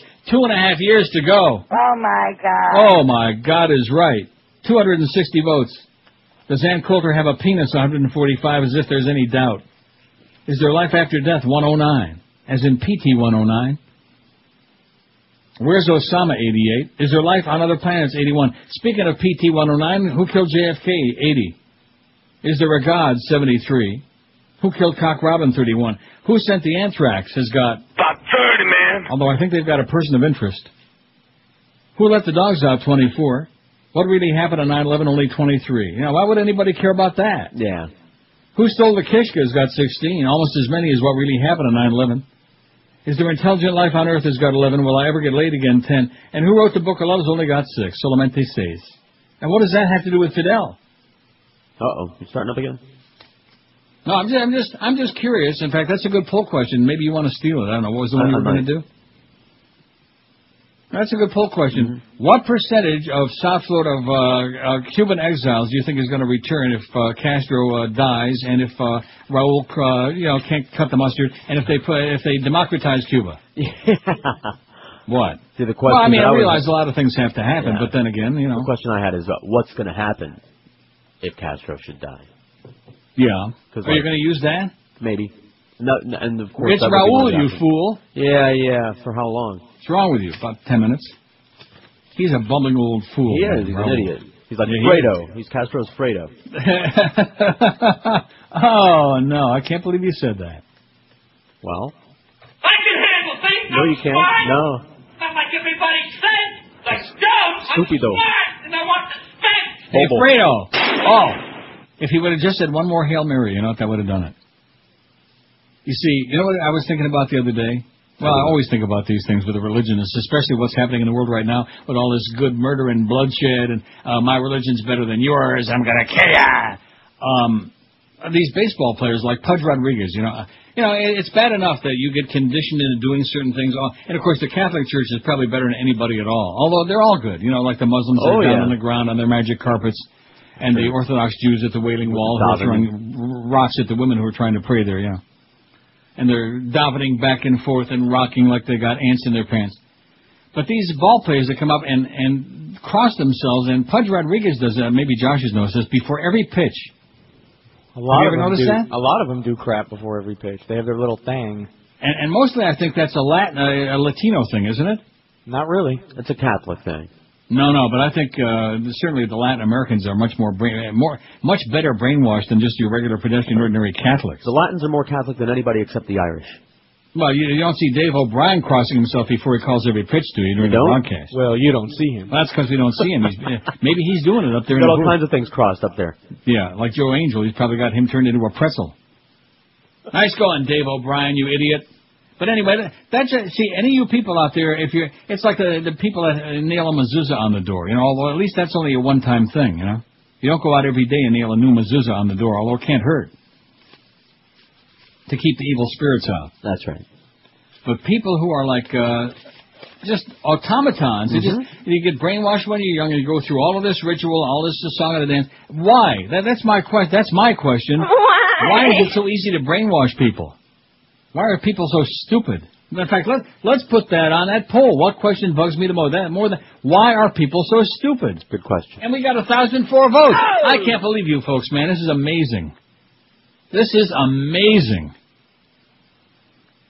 Tuesday, we had, what did we have by the end of the show? Over 1,400 votes, wasn't it? Mm-hmm. I mean, not that number really is any significance or anything, although that's a lot more listeners than they have across the street all day. Well, how long are they going to keep that charade on, huh? Wouldn't it be something if they had a Dolphin game and there was no radio station to broadcast it?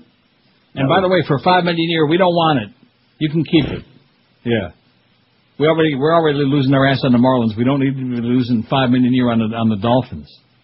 You ought to hear the salespeople over there whining. Oh, jeez, we can't sell this crap. Well, with the big numbers you got, you should be able to turn that around.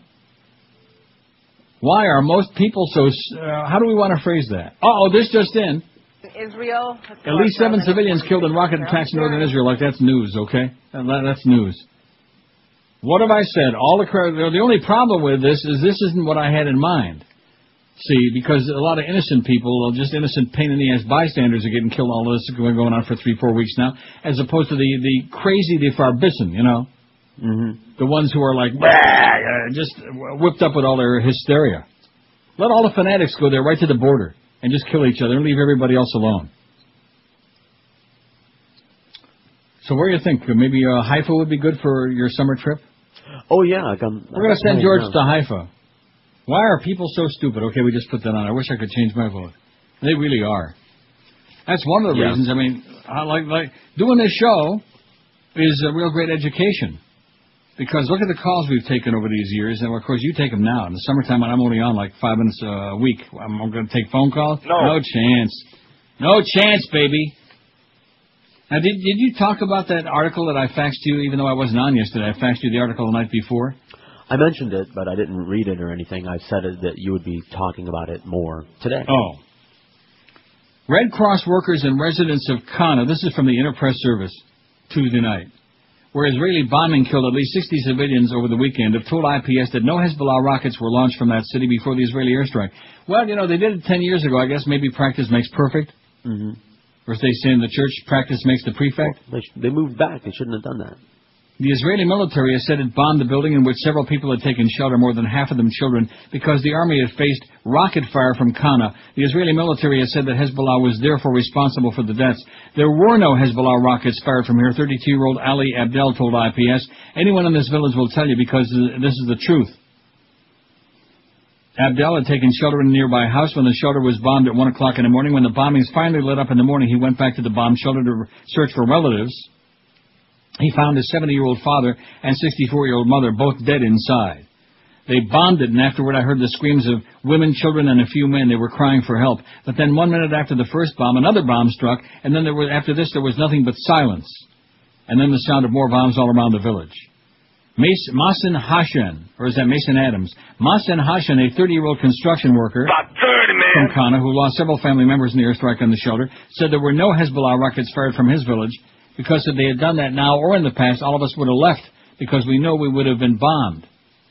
Kana had been a shelter because no rockets were being fired from there, survivors said. When Hezbollah fires their rockets, everyone runs away because they know an Israeli bombardment is coming soon. That's why everyone stayed in the shelter in nearby homes, because we all thought we'd be all right since there were no Hezbollah fighters in Kana. Yeah, they went to, like taking, Michael to Louis in the Bronx where he'll be safe. Yeah. I just mentioned that in passing, okay, because you're going to believe whatever you want to believe. That's the problem with people. They believe whatever they want to believe. Whatever they're brainwashed into believing, They're all crazy. They're crazy people is what they are. Crazy religious getchkis, fanatics. And they're busy killing each other. And now the neocons, God only knows what kind of crap is being cooked up, although it sounds more and more like heinous and anus, doesn't it? Yes, it does. Sounding more sinister by the minute. And what have I told you about the neocons? They will do anything to keep control of the U.S., eh? Wow, that's like us. We'll do anything to hurt that other radio station. That's right. We'll do anything to hurt Joel Feinberg, and like what he's doing to Daddy's wallet. He's killing Neil it. Rogers. This is 560 QAM. And Security Tom Ridge, advising you to put duct tape on your radio when I raise the warning color to pink for the Neil Rogers 12 to 1 hour. Between her world and ours. What was that? There is a very thin barrier. Did you watch the game last night? Yeah, that was a good game. Yeah, it was a pretty good game. Good game. See that triple play? There was a triple play? Yeah, there was a triple play. Good triple play? Pretty good triple play. Did you hear that? Lady in the water cooler. So what other things do you watch on television? Lost. Yeah, that's pretty good. Yeah, that's pretty good. Yeah, that's a lot. That's pretty good. Yeah. Water cooler talk will never be the same. M. Night Shyamalan's Lady in the Water Cooler.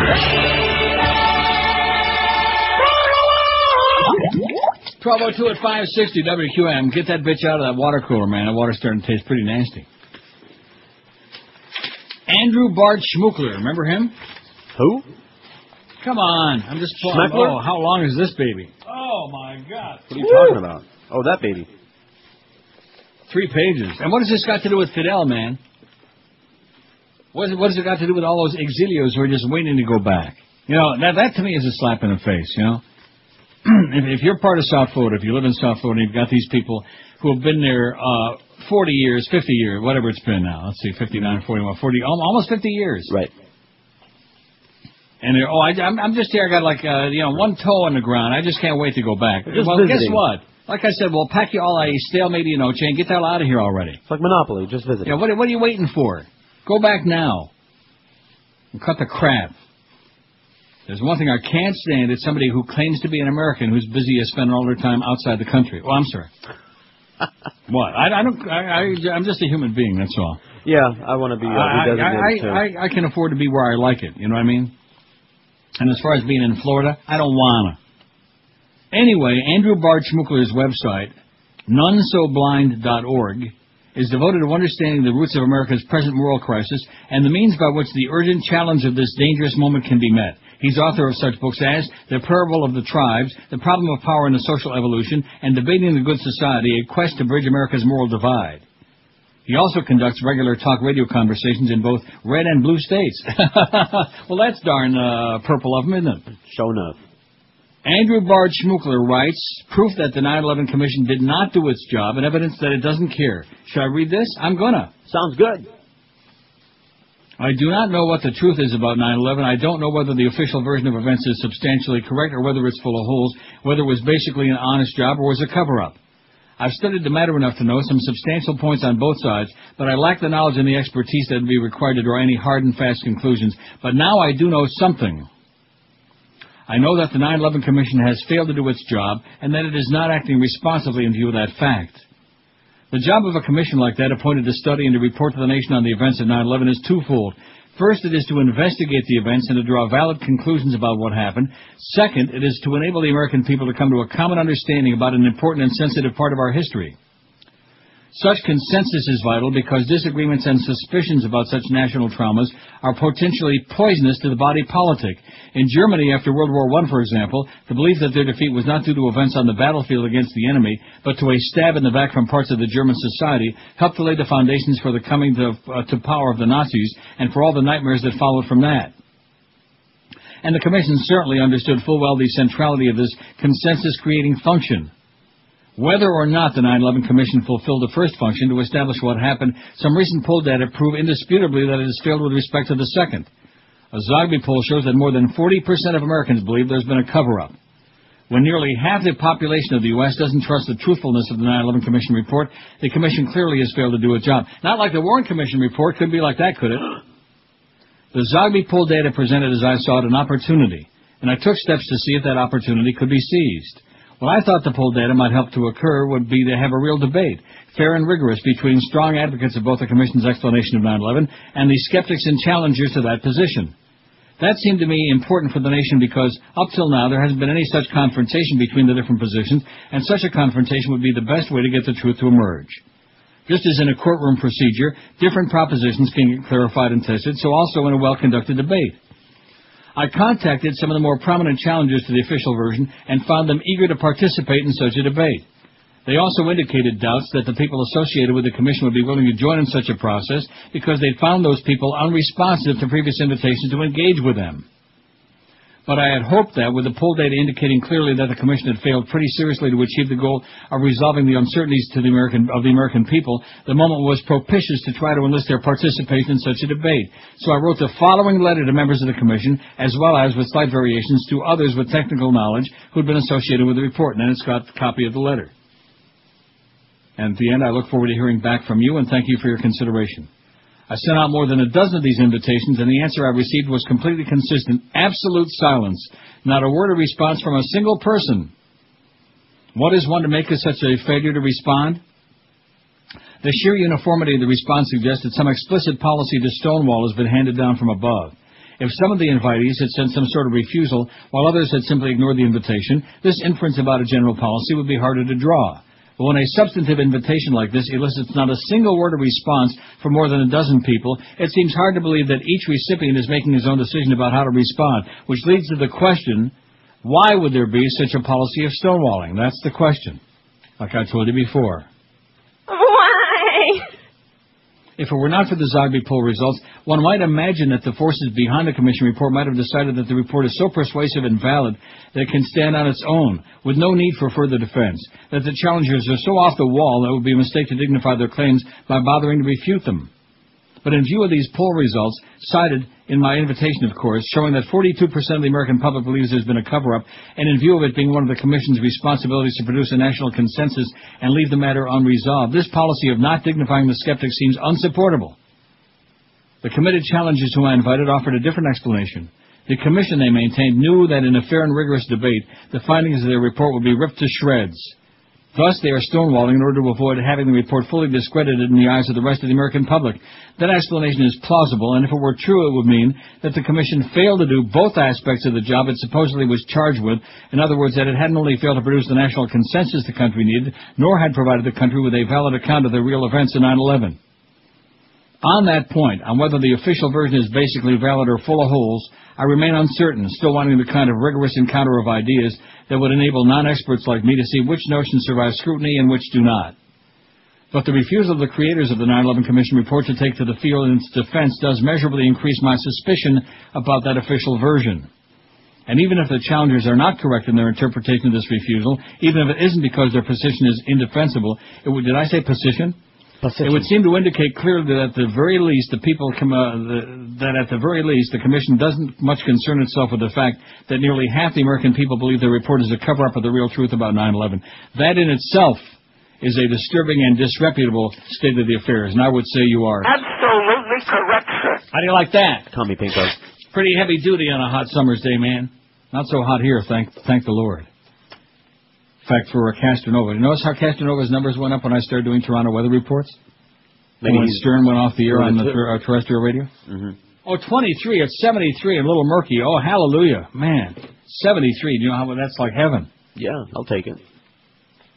1,025 votes on the poll. I finally got some new news. Lighten it up a little bit, Neil. Lighten it up. Not so heavy duty, okay? It's summer, it's hot. People are sweating. They're schwitzing over here. They're all out of town anyway. I don't blame them. But here's the good news for you. The fries on Capitol Hill are French again. Oh, I saw that on the news. Isn't that good news? Oh, yeah. That's almost as exciting as Elvis's teddy bear getting chewed up by that crazy dog. So is the breakfast toast in the congressional cafeterias, with both fries and toast having been liberated from the appellation freedom. No more freedom fries and no more freedom toast, like a bunch of little children. 3 years after House Republicans trumpeted the new names to get back at the French for snubbing the coalition of the willing in Iraq, congressmen don't even want to talk about French fries, which are actually native to Belgium. And then, see, the right hand of this is chopped off again. Boy, I'm getting tired of that. Neither Representatives Bob Ney of Ohio nor Walter B. Jones of North Carolina, the authors of the culinary rebuke, were willing this week to say who led the retreat, as it were, from the frying pan. But retreat there has been, as a casual observer can see for himself in the House basement cafeterias. We don't have a comment for your story, said a spokesman for Mr. Ney. We don't wanna. Several Republican staffers and lawmakers suggest that the change isn't worth investigating, unlike the eagerness of March 2003 to get into the headlines about patriotism on the menu.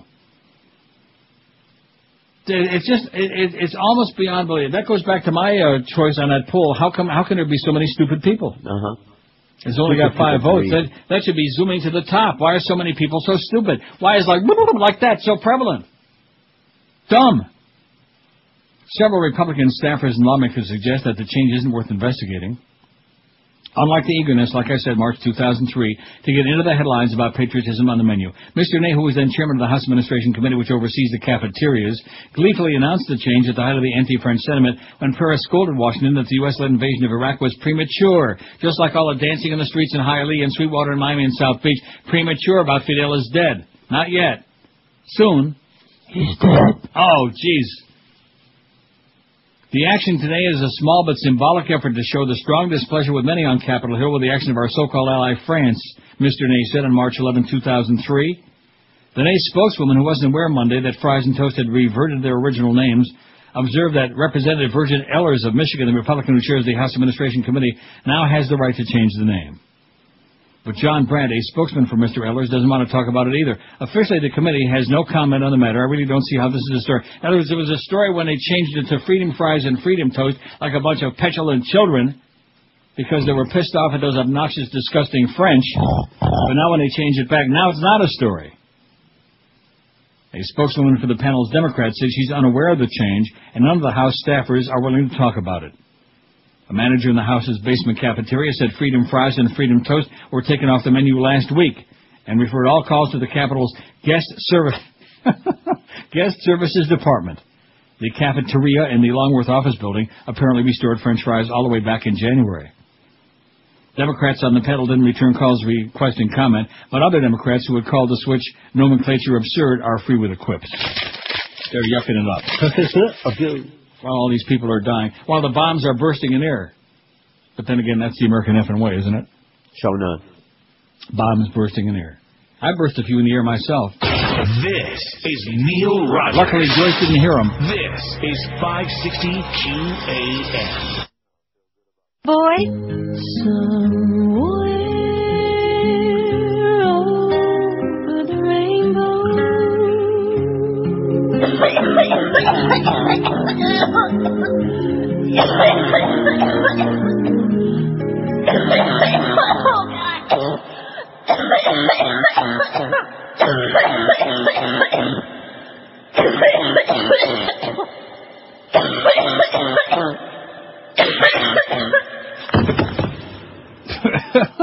America's Got Talent, man. All right. We got talent or what? We used to have some talent on this station, not too much anymore. Got a little bit. We got a few people you've heard of before. And that new sales guy's name is Hank. Yes, it is. That? What? I said, yes, it is. The Hanker. He sounded like a reasonable guy. Yeah, he seemed like a reasonable guy. Does he have any idea where he is or what it's all about yet? No, you'll find out soon enough, though. Oh, boy. Won't see him too much longer. Anthony Wade in Op-Ed News. This is where it's at. If I were to read you one thing. It'd be this? This would be it. He's a contributing writer to OpEdNews.com, dedicated to educating the populace to the lies and abuses of government, independent writer from New York, with political commentary articles seen on multiple websites. A Christian progressive and professional rehab counselor working with the poor and disabled. Oh, gee, it's catching. Yeah. He writes, Feeding the Sheep Nation. And above the article it says, the quote from Edward R. Murrow, a nation of sheep will beget a government of wolves. And he writes, Edward R. Murrow could not have envisioned how prescient his quote would be for this day and age. The past truly is prologue as we continue to see how the government and its media machine feed America what they want them to believe. The great lie theory used to be telling such a huge lie it'll make it believable, but in latter-day America, any old lie will do as long as you keep telling it. But it's not just about the lies. It's about some basic truths that corrupt this nation and are at the heart of everything wrong today. These basic truths are what are at the core of so many other problems. The first such truth is that the two-party system is destroying democracy as we know it. Don't get me wrong, the Republican Party is clearly the greater of two evils and needs to be voted out of power this November. Their trail of abuses and conciliations to the executive branch of government has been nothing short of treasonous. However, those expecting the Democratic Party to be a panacea will be sorely disappointed. Given the same complete control, I doubt the Democrats would have behaved any more ethically than the GOP has. Their leadership is fractured and can't give off a clear direction to agree upon. All of them know the truth about the war, abuses of governmental power, and continuous illegal activity, yet only half of them are willing to stand up against it. I think he's being generous when he says half. The problem is that they're just as tied to the status quo as the Republicans. Even a second-class party gets to dine at the trough of waste and corporate kickbacks. Never had this realization crystallized more than when John Kerry walked away from this country and handed the presidency back to Bush when he knew he had been cheated. Some may say he did not know, but if that was the case, then he was entirely too stupid to be president anyway. No, the bigger reason was that he got to go back to Congress as a millionaire senator. He still gets the limelight. He still gets the notoriety. America still gets the shaft. The sheeple mentality, however, believes that while we can get 31 flavors of ice cream in this country, we can't get more than 2 coherent political streams of thought, and that is simply ridiculous. What this leads to is having to compromise your principles and hold your nose when you cast your ballot. Christians who feel compelled to vote pro-life, for instance, are compelled to vote pro-war and pro-poverty. There's no room for dissension. You're either left or you're right, and if you dare say you're in the middle, you're ridiculed as not taking a stand. More importantly, however, the two parties defend the system with great political violence. Unless you're a billionaire, you cannot run as a third-party candidate, let alone become involved in the debate process, which has become nothing more than a dog and pony show. Even if you do manage to get through somehow, a la Ross Perot, you're demonized by the press and marginalized to the point you never have an even playing ground to begin with. Why? Because the chief priority of the two parties in this country is not the American people, it's preserving the two-party system. The second major threat tearing apart the fabric of our republic is the consolidation of the media. This is what Murrow was referring to. Currently, there are about 5 corporations that control 90% of all mainstream media in this country. These companies have business and political agendas that don't include among them you or me. For example, the New York Post loses money hand over fist every year, but is maintained by Rupert Murdoch and the losses sustained so they can keep his right-wing agenda on the front pages of New York. You'll never find a substantive critical word in the New York Post of this president or this administration.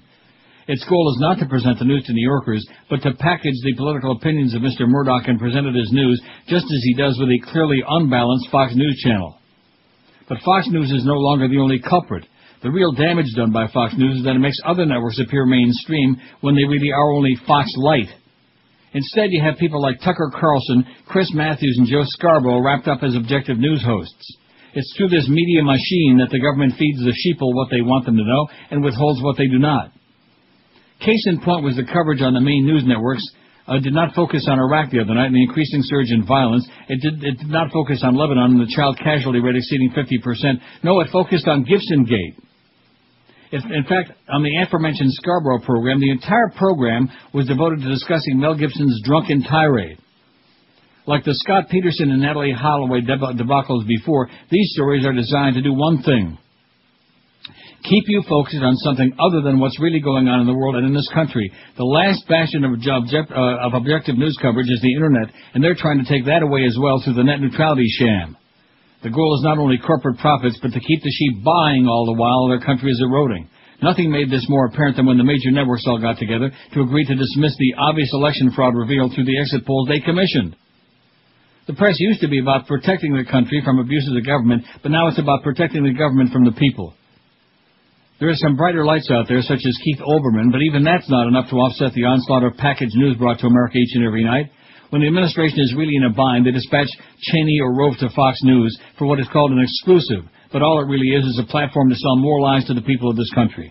That's how you see so many people believing Saddam Hussein had WMD. That's how you have so many people believing Iraq had al-Qaeda ties. News is no longer in the truth business. The third major problem is the buying and selling of our elected officials every day through lobbying. There are now 63 lobbyists for every member of Congress we have. These lobbyists don't represent you or me. They represent the interests of corporate America. The credit card lobby spends millions of dollars to members of Congress, and we get bankruptcy reform. The energy industry sends millions of dollars to Congress, and we get kickbacks to their industries and a regression of environmental laws so they can maximize profits. John Bolton was so unpopular that President Bush had to name him a recess appointment, circumventing the will of all the people, but now Congress may approve him officially because of the efforts of AIPAC. This is all approved under the guise of free speech, as the American people are sold out every day over corporate interest. This is why people like Jack Abramoff, Tom DeLay, and Duke Cunningham were allowed to prey on this country for as long as they did. Lobbying is how we have the mess we see in voting machines in this country that's resulted in stolen elections for the past 6 years. Laws are passed that require states to use machines that are made by partisan companies, even though those machines are known to be flawed and provide no paper trail. Lobbying is how companies earn protections from being sued when they egregiously hurt the American people. Lobbying is why elections are less about who the candidate is and what they believe in, and more about how much money they can raise. And I better do the break, and I don't want to rush through this. Don't do it. Okay? Don't rush. I won't rush. I may pop a couple Viagra's in here, and then, of course, God only knows what will happen next. Won't be much. 26-pack. We'll get off all the serious kick to get to the important stuff at 2 o'clock. We got Geldy coming up now. That'll make a grown man cry. This is Neil Rogers. This is 560 QAM. Now, is that supposed to be the rejoin? Yes, that's right. Okay. Listen to me. Television is not the truth. So turn off your television sets. Turn them off right in the middle of the set. Everyone knows about the chicken egg with the mark of Allah. Yum, yum. I would love to eat this most holy egg, but I'm watching my cholesterol. That's why I've switched to Allah Egg Beaters. Allah Egg Beaters look and taste like regular Allah eggs, but they're good for you, so you can have the slim, sexy body you've always been forbidden to show in public. Each carton of Allah Egg Beaters is made by 72 virgin chickens and part of this complete breakfast, but without the bacon. Allah Egg Beaters, death to America. Prop 29 at 560. Maybe they're freedom egg beaters, you think so? They must be. Anyway, getting back to Anthony Wade, feeding the sheep nation. The fourth major problem facing this once great nation is the consolidation of power into the executive branch of government and the capitulation by Congress to allow it to happen. President Bush has now chosen to violate over 800 laws in this country, yet he remains unquestioned. Clinton was dragged down to the town square and flogged publicly for lying once about a personal sexual indiscretion. The fact is that President Bush doesn't believe he has to listen to Congress, and thus the will of the people. He makes a grand showing of signing an anti-torture bill and then promptly attaches a rider to it saying he doesn't have to follow it. He violates the FISA Act and when caught brazenly says, so what? He then cuts a fake deal with a member of his own party that doesn't require him to adhere to the FISA law, but rather that he has the option to do so. That's what the GOP calls a concession, when the president agrees that he might follow a law that he was supposed to follow to begin with. Lying to Congress is proven through the Downing Street memos, no investigation. Secret leaks of classified information, no investigation. Secret meetings with energy lobbyists to decide energy policy, no transparency. The list is endless. While certainly Bush carries the lion's share of the blame, he can only do what Congress allows him to do. It is the GOP rubber-stamp Congress that has sanctioned the erosion of civil liberties, wars of conquest based on lies, destructive fiscal policies that have rewarded millionaires and crippled the middle class, environmental protection rollbacks that have led to record heat waves across the country, while the GOP claims there's no such thing as global warming, the decimation of our educational system in this country as far too many children are left behind, the attempt to destroy our Medicaid and Social Security systems, and so many other travesties that they can't be contained in just one article, but are resonating daily in the lives of the American people. The height of the arrogance of this administration is their recent inclusion of money to convert the Social Security system into the account-based scam that Bush couldn't sell to the American people for the past few years. You remember that, right? Bush toured the country trying to sell his vision of crippling the Social Security system, only to be strongly rebuffed everywhere he went. Instead of bowing to the will of the people, he backdoored his plan into the latest budget. In the end, it doesn't matter what we want, only what the powers that be want. There are many other problems facing this nation. They're all as vital as well, but what stand out on my mind, these are the ones I think about when I think of the current state of affairs. We have a government that is beholden to a failed system, fueled by money that bribes it daily, and supported by a media machine that endorses it. They tell us what to be concerned with and what to pay no mind to. Pay no attention to the man behind the curtain. Just keep watching the next segment on Mel Gibson until American Idol comes on again. The sheep just keep getting grazing and wolves keep getting fatter. What is the answer, America? Stop being sheep. If you turn on a news program that's focusing on a story such as Mel Gibson's feeling toward the Jews while our sons and daughters are dying in the sands of Iraq, turn the TV off. Go online and check out some progressive news sites to see what stories they don't want you to be aware of. Take that knowledge and share it with everyone you can. It's the mobilization from a grassroots level that can be the only solution to the crises facing this nation. When you see a progressive candidate who's talking about real change, vote for them. Be vigilant to any voting problems and don't just walk away. Send your letters to the editors, email the network, sign the petitions, get involved. Throwing your hands up in the air will only embolden the people who view the American people as sheep. It's through the non-involvement of people in this country that the wolves continue to grow in power. It's time to stop accepting what they're feeding us and take back the U.S. from the wolves that Edward R. Murrow spoke so prophetically about so long ago. Pretty good article. That sums it up. That was great. What did I tell you? I like that one. Thought Howard Beale said something about turning your TV off. There you go. I thought I just played that. I thought I just played that a second ago. Yeah. When we came back on the rejoin. I don't remember playing that. I'm not going to take this anymore. Oh! 1,060 votes on the poll. See, once we got to the 1,000, they're going to slack off real bad. That's okay. We don't have any goal now. And I told you that this weekend is going back to school weekend, man. Kids go back to school next week. Do they? Boy. Used to be after Labor Day. After Labor Day, and now they got to go back to school because there is no education. Good. Leave every child behind, isn't that it? Mm-hmm. And that thing I just read about Bush, evidently it runs in the family because his fat-ass governor brother, he does the same thing. Right. Whatever the people vote, he does the opposite. He'll do whatever the hell he wants. He doesn't care what you people think. Well, they know that's why he's so better. wildly popular. And then, of course, he comes to Dade County, and the same mindless automatons who anybody who says comunista, and they vote against the slots because fat-ass governor came there the last couple of days and helped to defeat it. It's just amazing to me what sheep people are. That's why that article is so good. I love that term. I wrote it down. Sheeple. I'm going to start Sheeple, using yeah. That's like the airport in Amsterdam. Schiepel, sheeple. 1,060 votes. What question bugs you the most? Can the world survive George W. Bush? 274. 2.5 more years. 276. It just went up again. Almost as fast as the price of gas. And thank you again, Mr. President, for the bargain basement gas prices we got because you stuck the Americans in the oil fields in Iraq. Not. And thank goodness that the gas companies, the oil companies, aren't making record profits like Exxon making $10 billion in the second quarter. Thank God for that. Does Ann Coulter have a penis? 149. Is there life after death? 114. Where's Osama? 91. Who killed JFK? 86. Is there life on other planets? 82. Is there a God? 77. What really happened on 9/11? 37. Well, that's starting to move up a little bit now. Good. See, you can go on our website and read both of those first two stories there, the Vanity Fair article and then the one that I read, which says it's a pile of crap and a cover-up, and you decide for yourself. And when you're all done reading it, and the Vanity Fair article is about 6,000 pages, you'll go, like that. That's probably what Josh was thinking when he saw that story on there. A little long, wasn't it? He makes those noises all the time. Oh. Yeah.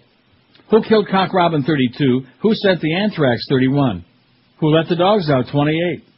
26. Who stole the Kishka? Only 18. Will I ever get laid again? 14. Is there intelligent life on Earth? 13. Why are people so stupid? Stupid. You know how many votes that's got? 9. Yeah. I rest my case. And who wrote the Book of Love has only got 7 out of 1,062. Nobody cares who wrote the Book of Love. No. But I heard that's the good book. The Kama Sutra. Warren Goldstein, or is he related to Goldstein? You think? Possible. I'll ask. Anyway, who is he? Oh, he's a former summer fellow. Not in the winter or the fall, but just a summer fellow at the University of Minnesota Humanities Institute. He chairs the history department at the University of Hartford. Warren Goldstein. Better to tell the truth than parrot propaganda. He says one can be a Jew who supports Israel's security without buying the notion that widespread bombing of Lebanon civilians is justified. How do you like that? No. What an irrational concept that is. He says, I am a Jew and I'm an American. I'm in anguish over both identities right now. Well, that sounds familiar. Mm-hmm. In my name, my country's been supporting, with armaments and its remaining diplomatic clout, the reckless killing of civilians whose only crime is to live in a country that cannot control its own fate. How supporting? By not exercising its immense influence over Israeli policy and weaponry. The country that considers itself a Jewish homeland has effectively declared Lebanon a free fire zone and believes that if its military drops enough bombs on apartment buildings in Beirut, Hezbollah strongholds, and empties enough southern Lebanese cities, it'll destroy Hezbollah as a political and fighting force. The mass grave in Tyre is now burned into Lebanese consciousness along with Sabra and Shatila. When I visit the website of Reform Judaism, I see a propaganda effort on behalf of the Israeli bombs. What can I and my congregation do now to help the people of Israel, asks the headline. The answer, now is the time to stand with Israel in solidarity. I could, the website suggests, post a We Stand with Israel lawn sign and proudly fly an Israeli flag at your congregation. After all, Israel is a home for every Reformed Jew. This is moral and religious nonsense. And it is silencing Jews who know better, because the Israel propaganda machine works most effectively through Jewish organizations, where any hint that the lives of Lebanese children matter as much as the lives of Jewish children is treated as 1, a refusal to recognize the demands of realpolitik, 2, slippery slope moral equivalency reasoning, or 3, treason. By these efforts, Judaism has been reduced to political cheerleading, an international equivalent to what the American religious right has done to Christianity. Too many American Jews are putting their religion on the shelf while they take up the impoverished language of strategy and tactics and realpolitik. The God of Abraham, Isaac, Jacob, Sarah, Rivka, Rachel, and Leah does not distinguish between Israeli and Lebanese children. Let me be clear. No nation ought to have to live alongside well-armed, frankly, terrorist political enemies committed to its destruction. I shed no tears for Hezbollah militants whose murderous raid clearly invited the Israeli response and whose lack of respect for civilian lives knows no national or religious boundaries. Nor do I shed tears for Hamas, the latest example of Palestinians' propensity for self-destructive choices. Some form of Israeli military response is completely understandable and justifiable. That's why we need an international police force to patrol southern Lebanon, disarm Hezbollah, and keep Israel in its borders. Israel's far greater military power and its ability to inflict far greater harm, no jiggering the numbers can hide the fact that Lebanese civilians are dying at roughly 10 times the rate of Israelis, bring greater responsibility no matter what the other guys do. No religious or political tradition worthy of the name justifies burning children to death in hopes of taking out a rocket launcher. Doing everything possible to avoid killing civilians using anti-personnel bombs fails the test is not only the right thing to do, it makes long-term strategic sense as fewer surviving children will grow up swearing vengeance. Nor should the fact that the Israeli public seems unusually united in favor of the current offensive silence those of us who want the killing to stop now. Most Americans supported the hopeless, pointless, and reckless war in Vietnam, which killed far more civilians than soldiers of any kind until its last years, but the war's critics were right from the beginning.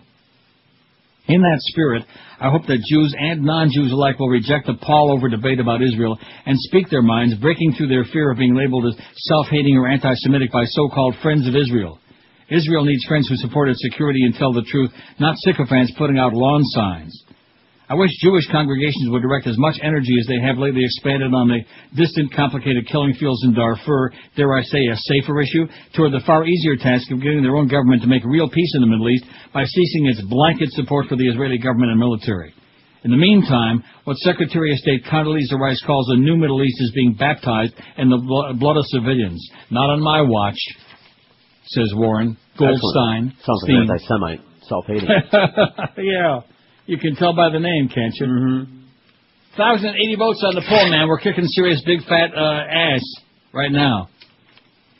In spite of the fact that we refuse to sit here and spew propaganda, okay? Oh, come on, let's cater. Let's cater to the Cubans and the Jews and the dark folks and what group should we cater to next?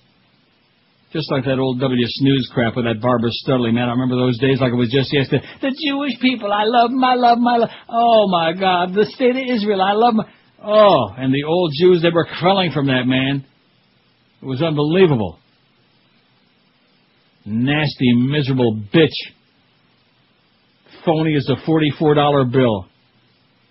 The Jewish people, I love them, I love them. Yeah, right. You should live so long. Go back in the kitchen with Senator Hill from Hialeah and see what you can cook up, honey. Wonder what ever happened to some of those people. Wouldn't it be interesting to find out what happened to some of these people I used to work with over these long many years? Dead. Barbara Studley? I don't know. You think God smited her? I think she might have been smoten. Oh, maybe Senator Hill smote her. This is Neil Rogers. I seen it. This is 560 QAM. Bill Rogers. 1, 2, 3, 4, more bombs drop. 5, 6, 7, 8, more bombs drop. 9, 10, 11, 12, more bombs drop. We're going to drop the bomb around the clock. We're going to drop them bombs and make them dead. Blow that rag right off their heads. We're going to bomb around the clock tonight. We're going to bomb, bomb, bomb, knock out their lights. We're going to bomb around the clock tonight.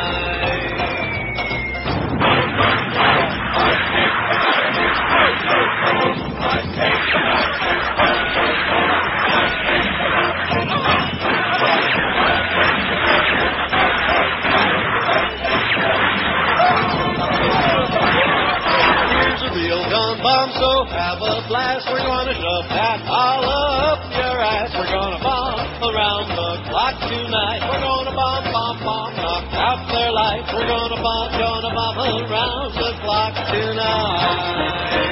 All right.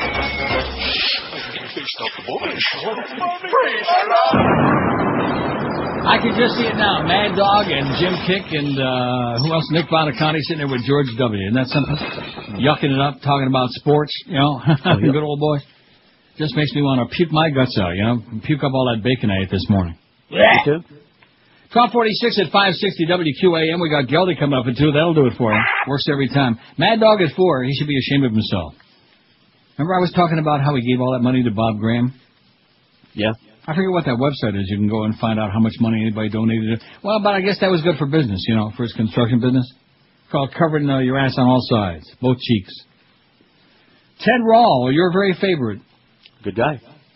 He writes, when you care enough to do the very least. Are we the world's policemen, or are we an empire? The rest of the world has already made up its mind about us. The president of the Pew Research Center, whose latest poll of foreigners find they hate the United States more than ever, says, obviously when you get many more people saying that the U.S. is as much of a threat to world peace as Iran, it's a measure of how much the war in Iraq is sapping goodwill to the U.S. But we Americans remain deeply divided over American values and intentions, and it's high time that we got our story straight. In 1975, Philip Agee published his explosive memoir of his career as a CIA operative inside the company. The former black ops specialist provided proof of what critics had long suspected.